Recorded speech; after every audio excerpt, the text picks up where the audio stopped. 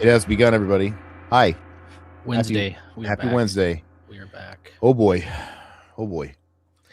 How's everybody doing? How's the week going so far? I feel like it's going pretty quick. It's flying by, man. Sorry I was a little late. I had to eat dinner with the wife.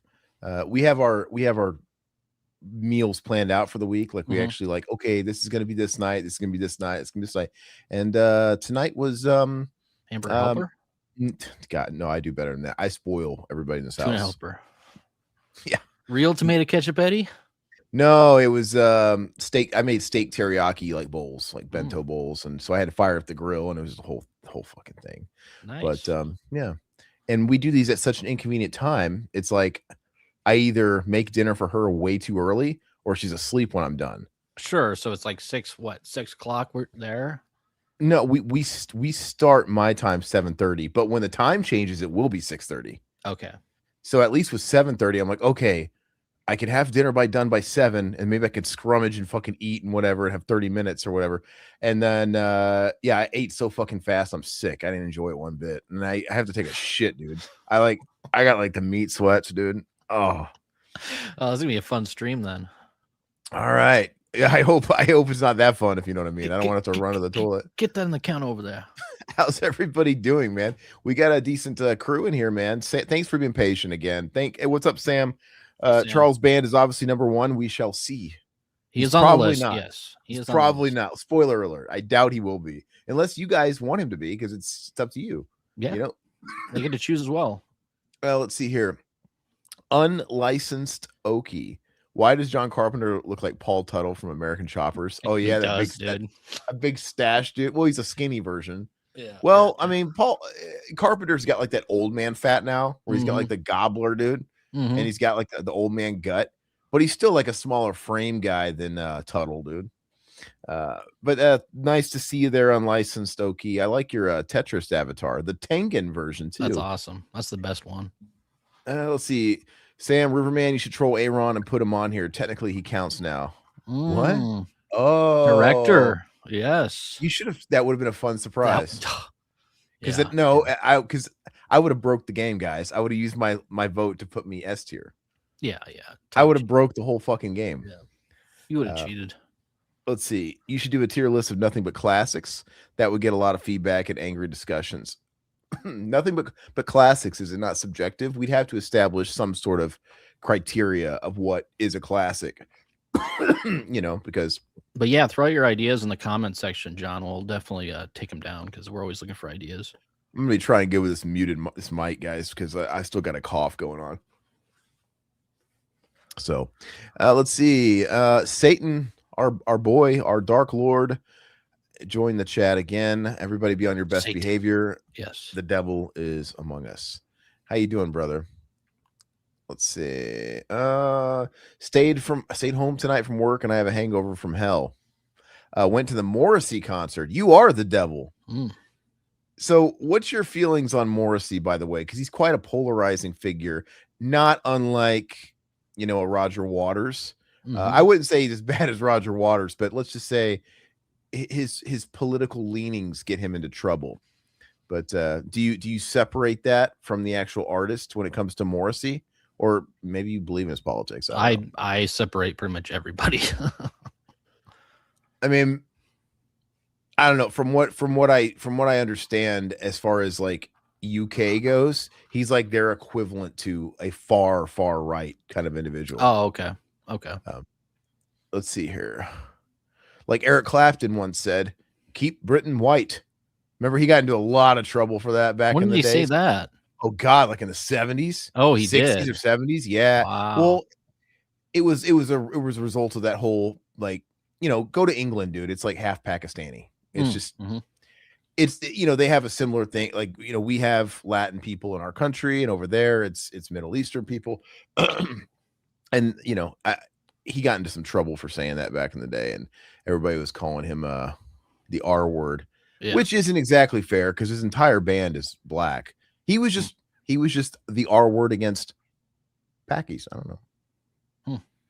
No, but I think his stance was more like cultural takeover. Because which I guess I kind of understand. You could probably go into some neighborhoods in England, I don't know, and it not resemble the England you know very much. Maybe that's what he had a problem with. I don't know. He could have chose his words better. Morrissey, he's a guy that doesn't really have any sort of filter. He really says what's on his mind and really doesn't give a fuck. Kind of like Roger Waters. Mm-hmm. But Roger Waters is a guy, dude. Roger Waters he comes off like the biggest fucking douchebag. Oh yeah, he does. I don't think I'd ever want to have lunch with that. I don't need to meet Roger Waters now. Yeah, but I mean that there's that line of genius and total fucking madman. And a lot of those guys straddle that line. We went over this a few weeks ago. Yeah, look at Kanye too. You know, just like all these people are just crazy as hell. But here's the difference between Kanye and Roger Waters. I don't think Kanye really means any of the stuff he says.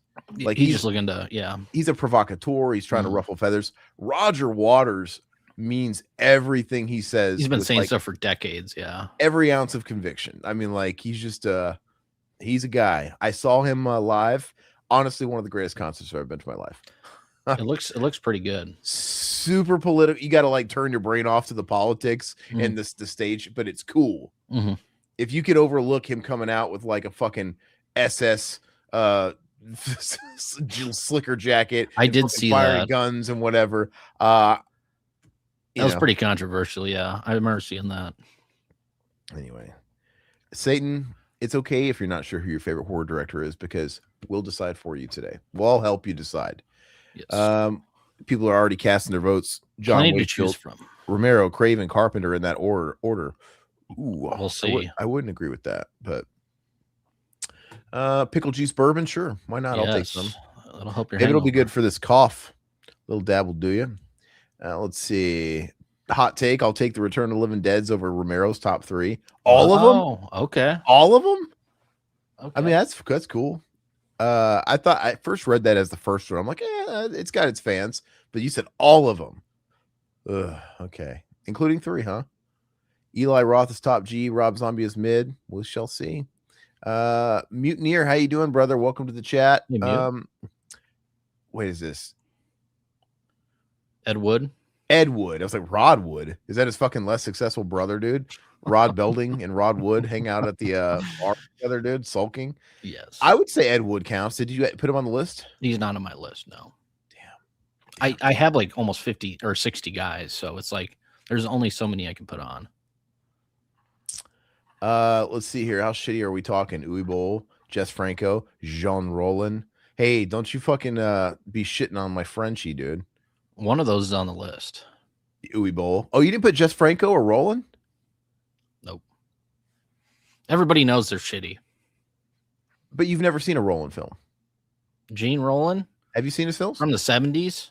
Have you seen any of them? Yeah, I've seen one of them. Which one did you watch? I don't remember what it was called. Anyway. Okay. I kind of respect all of them, though.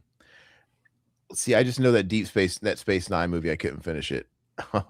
Ed Wood had every finger in every genre in the 50s. He counts, though. So the way I asked Todd to do it, I don't know if he did this or not. I felt it would have been fun to like even include guys that maybe only directed one horror movie, and they kind of like spread themselves out. Because technically, Jaws is a horror movie, and it's a monster movie, big shark movie, whatever. And so it's fun to stack up a guy like Steven Spielberg against a guy that was a little bit more career oriented with the genre, like Steven Spielberg versus Wes Craven. And then you can't really you can't say, well, Steven Spielberg, my God, you can't think about his rest of his films. Nope. You can't think about E.T. I wouldn't even consider Jurassic Park horror necessarily. No. It's kind of like there's moments, Close Encounters. You pretty much gotta. It would be fun to see if those guys that were like in and out in the genre, they made such an impact that you rank them above somebody that has like a whole fucking history of it. Sometimes there's those guys, I love The Changeling. That guy never did horror outside of Species 2. But you know what? The question will be, do I like The Changeling enough to where I put him over some like, real, players? Spoiler, they're both on the list. I think I would be Tobe Hooper top G. We'll see. Shamalaya Ding Dong, pretty much a one-trick diarrhea machine. No idea how that dude keeps getting funded. Dude, you and me both. I've said that a million fucking times. Let's see. Steve Miner. You probably didn't include Steve Miner, did you? No. Steve Miner did Big Bully with Tom Arnold and Rick Moranis. So I enjoy that. I'm sure Tom Savini's on here. Absolutely is. And that's a good example of a guy that's going to be based off one film. I mean, well, Theater Bazaar and all, but he's got one film under his belt that's really going to like carry him. Because we're not going to count his makeup work. That doesn't count. Anyway, I'll kind of skim these real quick. Say hi to the newbies. Ishmael, how you doing, brother? Does Aaron wear his pretty woman leather face skin mask for dinner? The lipstick, yeah. Yeah, there you go. Todd comes over and I make him suck Grandpa's finger, dude. Right. What's up, Moon Tiara? Cheese. And I'm like, what is it, Michael Cera? Just a little sip. Want a sip? What's up, Moon Tiara? How you doing? Hey. Geddy Lee said it best. You never want to meet your heroes. Pretty Sometimes. Sometimes. Morrissey's an asshole, but I love the Smiths. Scary Movie 3 is my favorite horror movie. Who directed that? Is that director? I don't know. Hey, I'm your doctor. Yeah, cool. Yeah, he likes my boy Roland. I don't know if it's Roland, whatever. Roland. Tobe David Hooper Zucker did that. What's up, Noah? How you doing? Tobe Hooper tops them all. Okay. I think he's gonna be pretty high on Todd's list just because certain films. He'll be a contender, I'm sure. I just watched The Iron Rose again the other night. Let's see here. All right, so let's go ahead and get started. So we are going to go ahead and pull up our list. I don't think we have anything that we really want to talk about. I think it's going to be a pretty hefty list. It's going to be, it's a huge list, so we'll jump right into it. We'll get into it, and yeah, you guys might be familiar with the rules. Basically, we've got the Wheel of Destiny that we're going to spin. Everybody gets a turn. I'll start, Todd will go, and then the chat will get a spin, and you guys will get to decide whatever it is you landed on goes on the board. And so, like I said, we know how much Todd loves, Tobe, but maybe you guys get Tobe and you guys don't like Tobe quite as much as Todd might like Tobe. So that's how the game gets exciting. And then when it's all done and there's no more spins left, we each get a chance to move something on the board that we felt was sort of done in injustice. And that's where Todd could sort of get his, revenge on you guys. Yes. Yeah. So let's go ahead and pull up the wheel. We have a special wheel tonight. We have a revival wheel. Oh, okay. So, how do I change this over? No. I like how. What is the deal with? What's the deal with Charles Band and John Carpenter doing the same fucking pose, dude? What's with the directors doing the hands, dude? I don't know. So funny. Do I share the window or do I share the Chrome tab? You tell me. Share the tab, dude. I did that last time. Let me start with the window. Well, because you probably had it in the same window and you got to switch the tab. Yeah, you can only share the. Let me see. You gotta have. Oh, there we go. There we go. Yeah. Okay, you got it. Yep. Ooh, it's very festive. You like that? It's festive. That's a very intimidating. Very on brand. Okay. You know what this reminds me of? This reminds me of the cinnamon variant of Fruit Stripe gum. Remember they sold that briefly? Worst, dude. Yeah. All right. So let's go ahead and spin the wheel. All right. Yes. D. Snyder is on this list, my man. He counts. D. Snyder is, and Fred Durst as well. Oh, Spielberg. Oh, no, you got Bava. Oh, Bava. Okay. Go ahead and remove it. Don't forget to remove these. It'll get confusing. So with Bava, very influential. I've seen a couple of his movies. I don't love. He's okay. I'm trying to weigh it out. His influence, which is undeniable, versus how much I really enjoyed the films. Sure. I'm gonna say I can dig it. Right in the middle. I'm right there with you. Like everybody champions Bay of Blood and some of his other stuff. It's fine to me. I've never been a huge Bava guy, even though I respect him, just like you were saying, what he did for the genre and everything like that. He's a director I wish I can get into more, but I haven't yet. So maybe one day, but as of now, he's just there for me. So okay. All right. So Todd, go ahead and spin the wheel. I hope I get D. I want D. Snyder. Ooh, the Soskas, you put them on here? Yeah. Corman, another guy that did a lot for the genre and just indie filmmaking in general. whether or not you like a lot of his films or not, you know. Where do you? And I wouldn't put Corman. I consider the majority of his films not great, but he does have some good ones in there. And like what you said, what he did for the genre.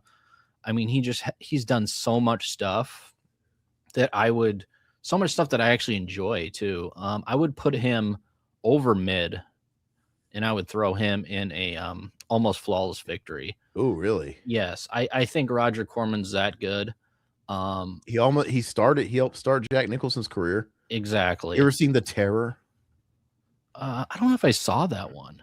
I picked The Terror up at a Dollar Tree, Dollar General. Was that any good? I never watched it. I've heard. I think was it Jack Nicholson was kind of like not talking shit. I think he's respectful of that era in his career, but I think he acknowledged it was like a terrible movie or something. I don't know. Yeah, and like I said, I mean, he's done so many bad films, but I don't know. I don't know. I really appreciate what he did for the genre itself. Yeah, Mute. I hope I do get the D. I want D up in me. 2 banger after banger directors out of the gate. I mean, 2 legendary guys for sure. Okay, this is for the chat. Oh, the hell, man. Did I just press? Oh, wow. I pressed a space bar and it highlights the comment. Okay. You learned something new every D. Snyder. Wow. You guys get D. Snyder out of 60-something names. Wow. I say I want D. Okay, guys. We all know D is just being graded basically on his one film, Strangeland, which, come on, it's not a great film. But I like D. Snyder. Something about the guy that seems like he'd be a fun hang. He seems like he would talk an awful lot, but he's been around. You know, he's got a lot of knowledge. Look at he's still wearing the makeup after how many years? I mean, 300 years. It's still his calling card. Yeah. And when he they had a Twisted Sister farewell tour like some years ago, and now they're coming back. Of course they are. So he's gonna have to don the makeup for it. It's what he does. And it's a cool gimmick because the older he gets, the even uglier he gets. Oh God, he looks horrible, dude. But that's the point. Yeah. The whole point is to be like, because they're coming from like an era where old school transvestites, New York transvestites, they weren't like they are now. They're not like getting all the fancy operations and taking all the fancy hormone pills, and they're kind of looking somewhat convincing. This is back in the day where that's what you got exactly what you paid for if you were down 52nd Street looking for a good time. Yeah, you know, like that. You wanted a fucking trick like that. D. Snyder is what got in the backseat of your car, dude. Adam's apple, 5 o'clock shadow. It's not much better in here, kid. He'll fuck you when you're done fucking him. Exactly. Anyway, so chat, what do you think of D. Snyder? What do you think of Strangeland? Where would you rank him as a horror director based off of one film? Well, he's awful waffle. That's what we got. Racing Genius says. Satan says I can dig it. Wow. Back off, Aaron. The D is ours. Love D. And love D as a person. But unless we get a ranking other than awful waffle, that's where he's got to go. I'm sure all of these guys are great as people, but it's just there's something kind of fun about Strangeland, but it's so dated. Yes, it's so dated to like that mid-late 90s old school chat rooms and shit like that. And it's a type of film that the Vinegar Sim should be putting it out. I mean, I don't know what D. Snyder's doing with the actual film if he doesn't want it out, because I think it only got a DVD release back in the day. I don't think it actually hit Blu-ray or hit. Definitely didn't hit 4K. I know that. Mute says it's awful too. Well, for the longest time, he was supposed to do a sequel. Even up, I remember like 10 years ago, he was still talking about doing the sequel and getting it funded, and he had the script. And I'm shocked actually nobody funded that. Yeah. You think somebody's like some dirtbag indie studio would fund that, because, you know, I mean, there's going to be some people that want to see it, I guess. And maybe Strangeland has been around long enough to where it's got some kind of like cult following, maybe to justify. Vinegar Cinema's putting out Tank Girl. I mean, you think that Strangeland has kind of a bigger audience, right? Well, I'm talking about funding the sequel. That wouldn't be. Oh, Vinegar. The sequel. Okay. You know, I don't know why you're talking about the physical. Okay. But anyway, D. Snyder, we love you. Oh, and special honorable mention to Robert Englund in that film, just eating up the scenery, like overacting as only Robert Englund can do. I should have put him on the list. He did 967 Evil too, right? Or totally forgot about that. I'm sorry. Yeah, I almost mentioned that as well. I love that picture of Tom Savini he got there. Is he in a towel? No, it's his birthday cake, his 75th birthday.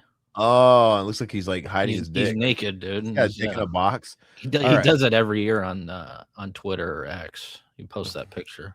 All right, go ahead and hit me with that wheel. I hope I get that son of a bitch. You know where he's going. That's right, down your throat, daddy. Okay, Mary Lambert. Oh, Mary wow. Lambert. Oh, there you go. Okay, so Polanski, obviously known for Rosemary's Baby. No, you got Mary Lambert. Oh, I got Mary Lambert. Fuck yeah. Yeah, Okay. yeah. I wasn't excited to talk about Polanski because, you know, we'll get into that when we get him. Mary Lambert. Is she pretty much just known for the 2 horror movies? I know she's had to have done other stuff, but is it pretty much Pet 1 and Pet 2? Pet 2, yeah. Pet 1 and Pet 2. If we're going off of just her horror output, she's fucking top G. Yeah. I mean, like, those 2 movies, you can't fuck with them. No, they're great. so good. Yeah. Like, that's all that's the only criteria.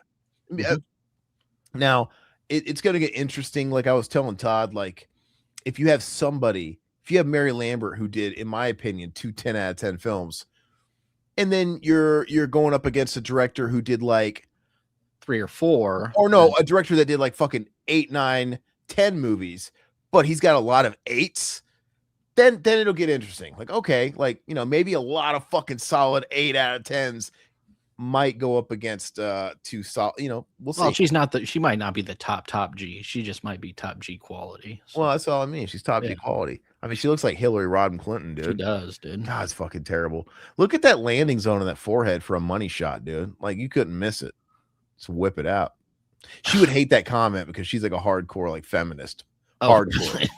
If somebody clipped that and sent it to her, she'd be like, I'm never fucking going on their show. I've tried to reach out to her multiple times. She doesn't want to come on the show. Me too. Me too as well.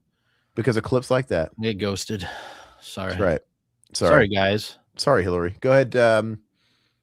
Oops. Yeah, weird. So this is Todd. He's somebody good. Come on. Don't forget Urban Legends Bloody Mary. Did she direct Urban Legends Bloody Mary? I didn't know that. Did she? Oh, she's digging at best. We really got Polanski? I got Polanski. Yeah. What is the odds of this fucking wheel? There's like so many names on this. I have no clue. Roman Polanski's fuck, John Wakefield. She did do Halloween Town. God, her stock is lowering with me. That's okay. Don't tell him that. Okay, go ahead. Okay, Polanski. So of course, Rosemary's Baby. It's a classic. I did rewatch this not too long ago, and I love it. I think it's a great film. Could I put him up in top G? No. Ninth Gate. I would consider Ninth Gate kind of a religious, psychological, fucking whacked out horror movie, kind of. You ever seen Ninth Gate? I haven't seen Ninth Gate. Oh, that's with Johnny Depp. No, Frank Langella. But anyway, I digress. Is that you said that's solid? Yeah, there's something about that movie, dude. Like, if they ever put that out, like on a Criterion, I would buy it because I've watched it multiple times. It's a real slow burn. It's kind of a movie I can't believe they put out when they did. It's just that movie would not come out in theaters today at all because it's just it's very Polanski. It's very 70s feeling, and I just don't see a movie like that getting released today. So I dig it. Just for that one film, I really love it. I thought it's great, but I couldn't put it at top G. I'd put it as almost flawless. I think it's very solid, but I just the fact that he has that one film, it just can't justify it going to top G for me. But I mean, for other people, maybe you can bump it up later. But he's a great actor. You see him in Rush Hour 3, holding down the fort, dude, holding his own. Rosemary's Baby is as close to perfect as a film as you can get. Satan says almost flawless. Sam Lombardo says F. Wow. And a racing genius. I gotta follow Aaron asking ye shall receive. I'm just kidding. Please don't share that clip of Mary Lambert. No, yeah, don't do that. We do love her work. Almost as much as that big fucking landing zone of a forehead. That's skeet. Ooh. The only Polanski movie I like is The Tenet. Gosh, have I seen The Tenet? I don't think I've seen The Tenet. I need to see that too. Yeah. Okay, so I think it's chat time. Yep. All right, chat. This is all you. I also feel like if you're somebody that likes to hate fuck people, you can't get any more hateful than Hillary Clinton. And let's face it, it'd be easier to get to Mary Lambert before you get to Hillary Rodham Clinton. So you might just have to do your best with your imagination and go for second You best. can't There. even subpoena Hillary Clinton. Oh, that's so funny. Yeah, dude. I won't bring that up though. No, yeah. Jordan Peele, chat. That looks really innocent. Go ahead, Jordan Peele, chat. Yeah, where do you put Jordan Peele? Very popular as a modern director. I've got my opinions on Jordan Peele. He's still young in that game. What, he's got 3 films, right? Yes. So he has what? He has he's got I don't know, they're all fucking Get confused. Out. He has Get Out, and then he has, what was that new one? Nope. Get Out, I liked. Great. I liked Get Out a lot because it was like Twilight Zone or fucking Tales from the Crypt. It was cool. I hated Us. I really fucking hated that movie. And I thought he was like, all right, this guy's done. He had one good movie and it was kind of, he's done. But then I loved Nope. I thought Nope was really good. So where are you guys putting him? Peele, awful. Mutineer. Wow. Racing Genius says overrated at best. Satan said almost flawless. Wow. Okay. Ooh. So I really feel like almost flawless. We have awful. And I guess it's I can overrated. dig it. Yeah. I guess it's got to be. Is there an overrated category on there? No, there's not. No. Ain't nothing scary about Peele's movies. They're just weird things that lay there looking boring. Yeah, like you said, they're kind of like Twilight Zone. Twilight Zone, yeah. And Nope is about aliens. But which I kind of appreciate because I mean we don't get a whole lot of alien films now, and Jordan Peele, like I like what he's doing. I mean, I think he's good for the genre, and I always like when he comes out with a film, I'm always curious about what he's putting out. So, but he's also one of this like he's just this generation of directors that are like, okay, now I'm going to do my this movie. Now I got to do my this movie. Sure. Now I got to do my this movie. And whereas Tarantino picks off all the old school genres and stuff, he really is sort of just ticking off the Twilight Zone boxes. Sure. But if you've seen Nope, did you watch it? I didn't know. I still haven't seen it. It's good. It was surprising. I wasn't looking forward to it because I hated Us that much. I really, really hated that movie. Maybe there was a good movie in there. I just thought it was fucking edited like fucking shit. It was a mess. But anyway, Peele is a political pundit pretending to be a director. All right. Sounds like you got a personal grudge against him. You know that? I don't know. We're just talking about his movies though. So yeah. All right, so it's my turn. Oh my gosh. Oh. All right. Cronenberg. Hell yeah. Cronenberg. David Cronenberg. So, as far as horror, I have to look at what he's done. I don't like his earlier stuff that much. I think Shivers is not great. Overrated. But it's a first film, so it gets a little bit of lenience. Rabid is a little bit better. I like Rabid better, but I still don't love Rabid, but it's definitely heading in the right direction. But then he's got The Brood, which has become one of my favorite movies that I've watched in the last fucking 10 years. Late to the party on that. What a masterpiece that is. And then you've got Videodrome, which Fly, yeah. And The Fly. And what else? Am I forgetting anything else that you consider horror, or is that kind of it? What else am I missing? No, I mean he did Crimes of the Future. He did those, which his modern stuff is I don't like. It's not really horror though, is it? Not really. No, I mean history of violence and stuff like that. Yeah, they're not horror. So off those 3 films, I think he's got some stuff I don't care for weighing it down. So I'm going to put him in Almost Flawless. Wow. Okay. Why? I mean, I don't know. Dude, those films are all. I'm looking at the batting average too. I'm really trying to look at the batting average. Okay. I'm going to put it at a high Almost Flawless. But yeah, I would say The Brood's a 10. I would say Videodrome's a 10. I would say, fuck, you're making me second guess. No. Because he's got 3 10s and then a lot of not 10s. Yeah, I'm going to leave him in Almost Flawless for now.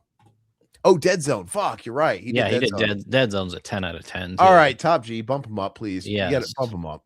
I love Dead Zone. Ice.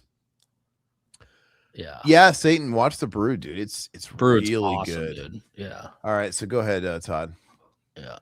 I forgot about. Yeah, I forgot he did Dead Zone. That's because it's a director for hire movie, so I yeah. don't ever think about it. And I don't really think about it as far as it's just like when you don't think about Memoirs of Invisible Man with John Carpenter because it's a for hire movie. Oh, Ty got Spielberg. El Spielbergo. Spielberg, which what they directed Jaws, and everybody loves Jaws, Except for you. except for me. So it's funny I got this one. But I've never like loved Jaws. I've always wanted to go back and rewatch it because it's been a while since I've seen it. Maybe I would appreciate it more. I mean, I've seen Jaws a million times growing up. My parents were obsessed with watching Jaws, so it's one of my early childhood memories. Watching the whole Jaws 1, 2, and 3. And I mean, there's things I like about Jaws. I could totally understand why people like Jaws. It would have if you would have saw it at the time when it first came out in theaters, it probably was like another Psycho, yes, type of film. But I can't put like animal horror like top G for me at all. Like I'm not really into that. Like okay, so you're rating him on that one movie. Where does he go? Rot Gut Rejects. You can't give him props for the shark and the animatronic and just how it looks and all that stuff. No, fuck Spielberg, dude. Robert Shaw, dude. The characters are great, dude. Like Roy Schneider, the characters. Fine, you talk me. Yeah, I do like Robert Shaw, but like the dialogue is great and the act. I mean, there's things about it. My whole thing was that it just always felt slow to me as a kid, but maybe as an adult, man, the older I get, the more I like. I rewatched it a few years ago and I felt the same about it. And I totally get why people love it. I mean, it's just not my thing. So you can give me shit for it all you want, but I never seen Duel, but we're talking about his horror output. I know Duel was his debut. All right, so go ahead and it's time for the chat. God, I hope you guys got drinks, catheters, dude. This is gonna be a fucking meaty stream. Oh, Hooper. No. Oh, Hooper. Yep. Chad gets Hooper. I feel like you guys are going to be pretty nice to Hooper. But Hooper's one of those guys too, for me, where he's got a few great movies that are keeping him above that that line. No, I mean, you got TCM1, you have TCM2, Funhouse, you have Poltergeist, you have Life Force. Oh fuck yeah, he's got 5. You have, but Poltergeist is. I wouldn't say Poltergeist is a 10 out of 10 for me. No, but I mean, it's a solid film. Invaders from Mars. I don't think I've seen that. He did the Funhouse, which the Funhouse is phenomenal. Eaten Alive. I like Eaten Alive a lot. Yeah. Okay. So top G, we got top G from Satan himself. Let's go ahead and throw him a top G. I think that's fair. I think that's where he's gonna probably end up staying too. Yeah, let's throw. Oh, let me. The thing is those Tobe Hooper movies are awesome. Like I love Life Force. I think it's underrated. It's so good, but I don't think any of his movies are quite as good as my favorite Carpenter movies. Like none of them quite hit as high as some of the best Carpenter movies for me. Would you say that his movies are better than Cronenberg's movies? So, dude, I don't know. I'm trying to think. That's why it's gonna be tough at the end when we switch things around because I'm really gonna have to think about this. Because look, I know how much you love TC. I think TCM is great, but I'm not like this person that just sucks the dick at TCM. I think it's a great movie. It's a very important movie, but like I'm not like the person that's like, oh, it's the greatest movie of all time. I don't. Do I like The Brood? Would I rather watch The Brood over TCM? Time will tell. I think TCM's its status is going to hold its weight. Because I almost think Cronenberg. I mean, he also has Dead Ringers, which is a great film too. I mean, he has so many good films. Dead Ringers is a good film. I don't think it's an amazing film. No, it's a good film. I mean, it's just. I mean, that's not horror, but I mean, again, it's like a very Tales from the Crypt. I think it's horror. Okay, absolutely. I would say, gosh, now you got me thinking about this. Would I rather watch The Brood over TCM2? Yes, I'll take The Brood over TCM2. The Fly is really good. Oh, it's awesome. That's where it's getting tricky. And I love Videodrome. Mm-hmm. I'd say now we're getting really close in quality. And the Dead Zone, even though direct for hire, but still. But I'm talking about Tobe Hooper. Like, yeah, tit for tat. I don't know. Let's keep it going. It's okay to be wrong, Aaron. Yeah. No, dude, I love the Funhouse. I'm not saying I don't. Hooper's good but inconsistent. TCM is a classic. Yeah, I think he's inconsistent too. He always kind of reminded me of like a Romero type. Let's see. I'm wrong all the time. Yeah. You know. Oh, please give it to Clive me. Barker. I got Clive. Yeah. Okay, this is a great example of a guy that didn't do very much. So we're talking about a guy that did Hellraiser, Nightbreed, and he did Lord of Illusions. Mm-hmm. Let's start from the top. So he's got that. That's his batting. That's it. That's all he has. Yep. Hellraiser is one of my favorite movies of all time. Mm-hmm. So, and then I've spoken about Nightbreed for a lot, and that's also got Cronenberg. He's in the film as the serial killer. I don't like Nightbreed. So this is where it's fucking up his average for me, right? Nightbreed aesthetically is cool. I want to like it. I just don't. I don't like either cut. I think the Cabal cut just makes it's different, but it's just still boring and bad and longer, and it's still not good. Lord of Illusions, I used to say, was kind of mid. So before it was like, oh man, amazing film, not great film, and sort of a middle of the road film. But ever since I watched the director's cut of Lord of Illusions, I like it quite a bit more now. So it's still not a 10 out of 10. No, it's like a 7 out of 10. But it's still a 7 out of 10. But this is how much I think Hellraiser is great. I still put him top G. Wow. Because Hellraiser to me is that good. It is good, but yeah, it's super groundbreaking. Nothing. People don't give it enough credit how inventive that fucking movie is. Mm-hmm. And the fact that he wrote his book and did his own film of his own book, it's just almost unheard of. And but that's what this list is all about. That's how good I think that film is. If he think about it, if he didn't do any other films, if he stopped at Hellraiser and didn't do the other two films, he would still be up there for me. So I'm not going to let those other two films sway me on this one. So in fact, let me see. He's got to go ahead of Mary Lambert too. He's ahead of Mary. Dude, you're gonna hate me. Put him at the very top. You're crazy. No way, dude. I think Hellraiser is all right, chat. That great. You know what to change at the end. No, look. I'm not saying Hellraiser isn't fantastic, but it's just, I mean, put him ahead of Hooper, put him ahead of Cronenberg. Yep. Crazy, dude. It's just a very important film to me. And even if that's all he ever did, which it sounds like, he's not going to be doing more. That's it, man. We're talking about one of my top 3 movies of all time. So, all right, Todd. I get it. Totally get it. Nightbreed makes me want to watch a movie about Cronenberg's character. Yeah, no, it does, because his character is really cool. Hellraiser's a masterpiece. The rest is meh. But hey, that's what I said. Who did Hellraiser 2? Hellraiser 2 was Clive produced it, and had his hand in writing it and all that. But I can't remember the guy's name that directed it. But he didn't direct it. Anyway, Sergio Martino. It's you, sorry. Yeah, Sergio Martino, the director of, he did Torso, and he also did like a lot of other Italian flicks. He did Mountain of the Cannibal Gods. He did some other Italian stuff I haven't even seen. I mean, for Torso itself, I mean, I dig the movie. I think it's great. I'd probably put it at a mid tier. He gets credit. He gets credit for being like an OG. He's definitely influential on the horror genre. And if I can find what he actually okay, this is what he looks like. Sorry, guys, I'm trying to match up what these guys look like because I can't. Is that second guy by Savini, Jeff Tate from Queensryche, dude? This guy? Like Jeff Tate, dude, Queensryche. No, that's Victor Salva, dude. Oh, is that Victor Salva? I've never wanted to look at his. I've never seen a picture of Victor Salva in my life. So I got that photo of him, dude. I kind of hate that I know what he looks like now because he looks like Jeff Tate of Queensryche. But no, dude, I've never seen. That's so funny. Yeah, I couldn't tell you what Ari Aster looks like. There's I have him on here. So I know, but there's just certain directors that I've never actually seen their face, dude. There's a lot of pencil neck nerds, dude, on here. So yeah, hey, man, you got to change that back. Why don't you just get rid of that? Oh yeah, why do I have that open? All right, there we go. All right, whose turn? Chat. It's the chat. Racing Genius. I mean, he thinks Sergio's solid.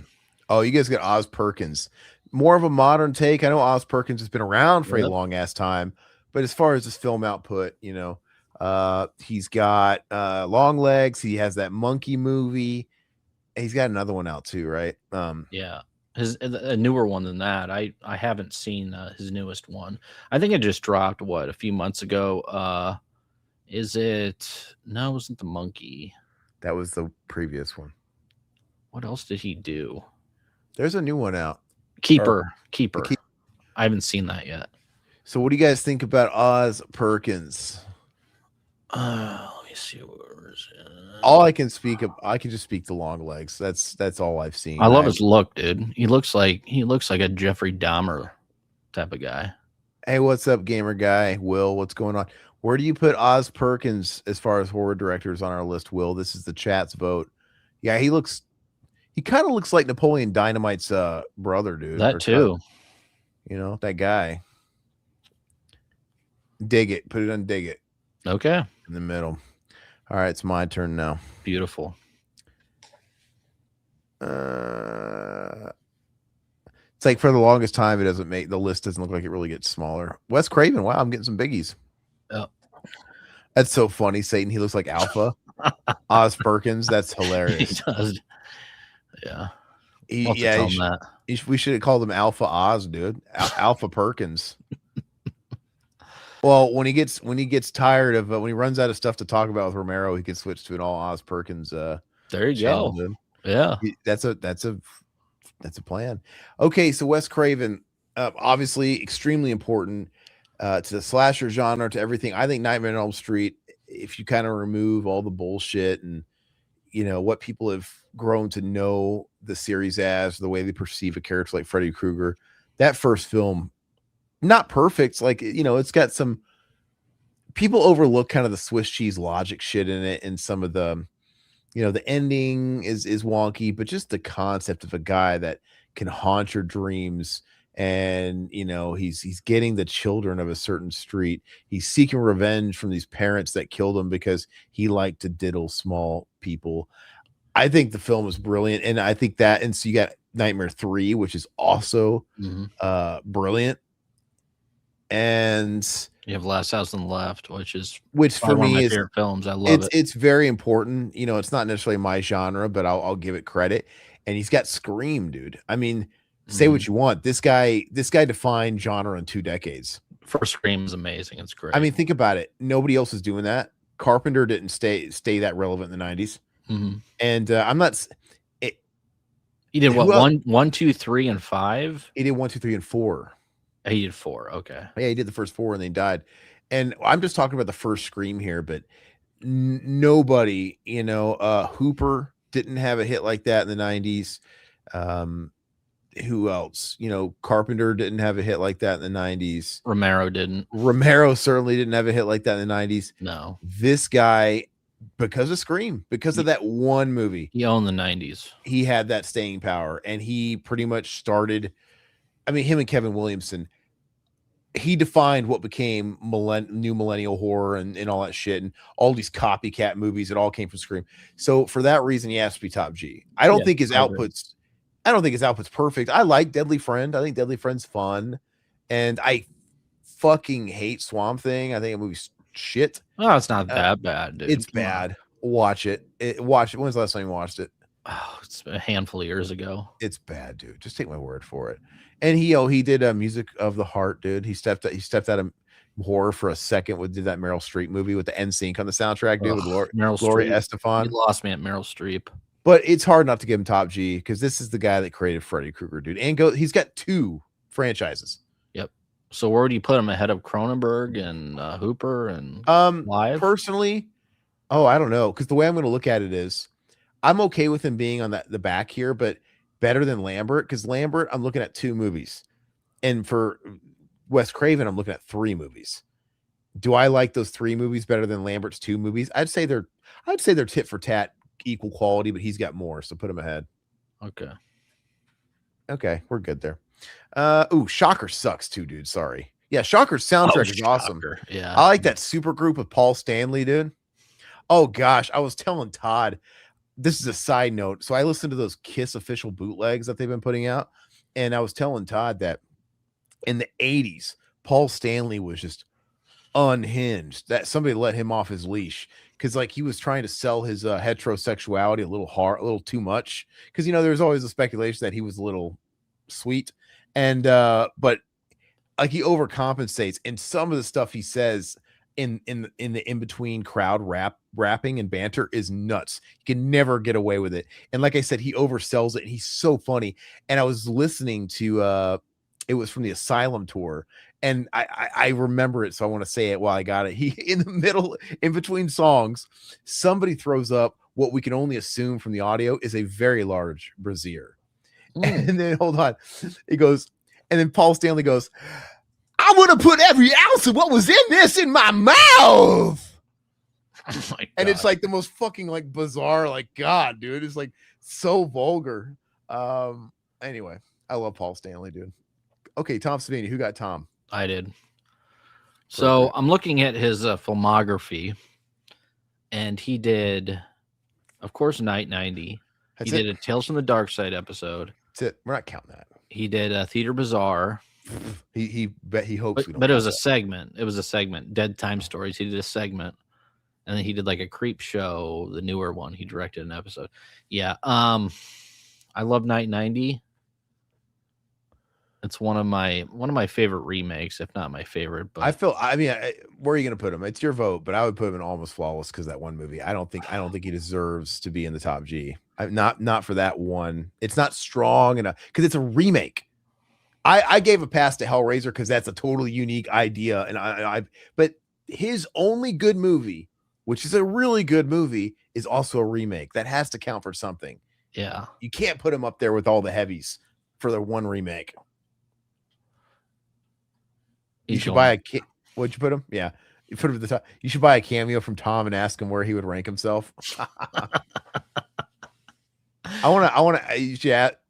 bet you if you ask him like on a cameo, like how big his junk is, he measures it still.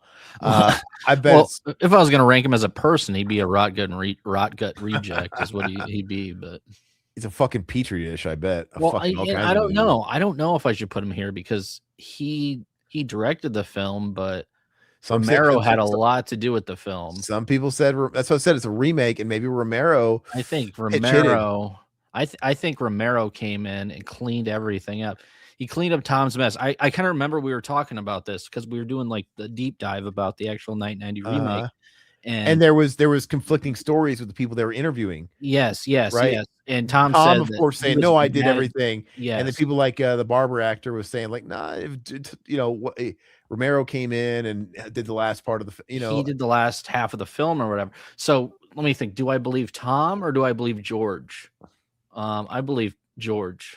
Oh, rot gut rejects. That's funny. Okay. Sorry, I don't know if he actually directed it. Honestly, we can't prove it. Prove this one I give you permission to clip out and send to Savini. The Mary Lambert thing, no, please don't. Savini, yes. No, we'll probably see him at Living Dead Weekend. Oh, you think he'll do it? We'll see. We'll see. All right. Speaking of landing strips, look at that chest, Todd. You can't miss on that. Good Lord. All right. Who is Chad this? Chad got Stephen King. Okay, obviously he's got the one movie. He's got Maximum Overdrive. Yep. It's a bit of a cult movie at this point, but it's not great. Let's just all be honest. It's not very good. I've always liked the soundtrack's great. You guys keep coming at me with the OSTs. I'm like, yeah, great. The AC/DC songs are cool. Yeah. Give them a fucking Coke. You know what I mean? It's like whoever was it Will saying earlier with the Shocker soundtrack. Yeah, the soundtrack's cool. The movie's not. Like it's just it's fun. It's a gearhead type of film, and it was always on like Fox 42, like the cable channels, or not the cable, the standard channels growing Look up. at this. Gamer Maximum Overdrive is Coke Fueled Peak. Well, that's not a category. So Awful Waffle King is Awful Waffle. Okay. Look, he also has the Shining miniseries. I would give him Awful Waffle. That was Mick Garris, though. That was Mick Garris. Yeah, that was Mick Garris. The only thing he's directed, he's got one movie. It's not exactly Hellraiser to fucking float him. So where did you put him? Awful. Okay, Awful Waffle. I'll take it. Yeah, that's so funny. He's above Tom because Tom made a good movie. But anyway, all right, we'll spin the wheel. Sorry, Tom. Not sorry. Can't you see that I'm talking to this lovely lady here? Yeah. James Wan. He is number one. James Wan. I think he was important for films of the previous decade, obviously, because I'd say James Wan is the guy that defined horror last decade. Sure. He's the one that kept it alive. Obviously, he helped found Saw, and him and Lee Wanell. And then he went on to do The Conjuring, Conjuring and Insidious.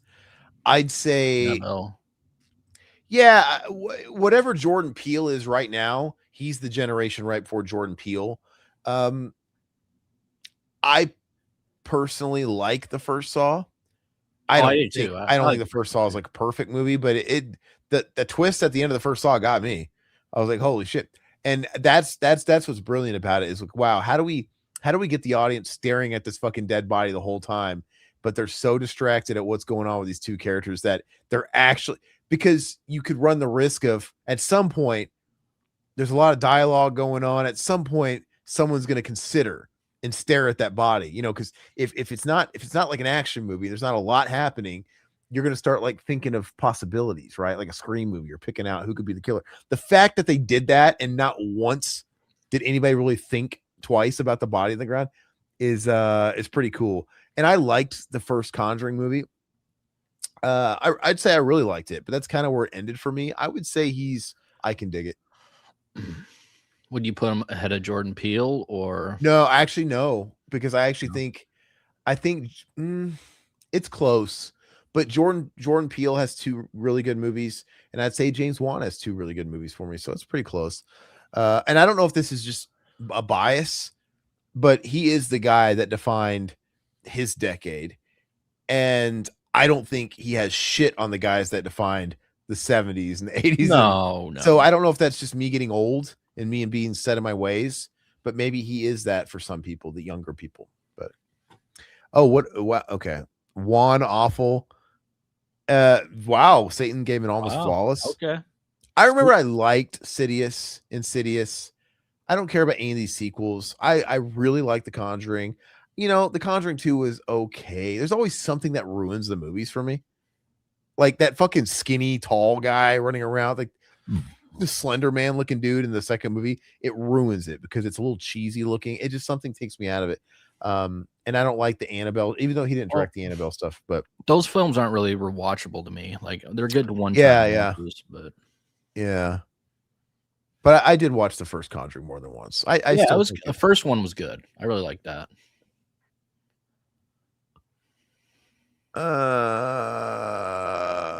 Fulci. Yeah, okay. Of course, Fulci has one of the, he has Zombie, he has The Beyond, he has House by the Cemetery. House by the Cemetery. I mean, he has so many bangers. As a director, like I love his style.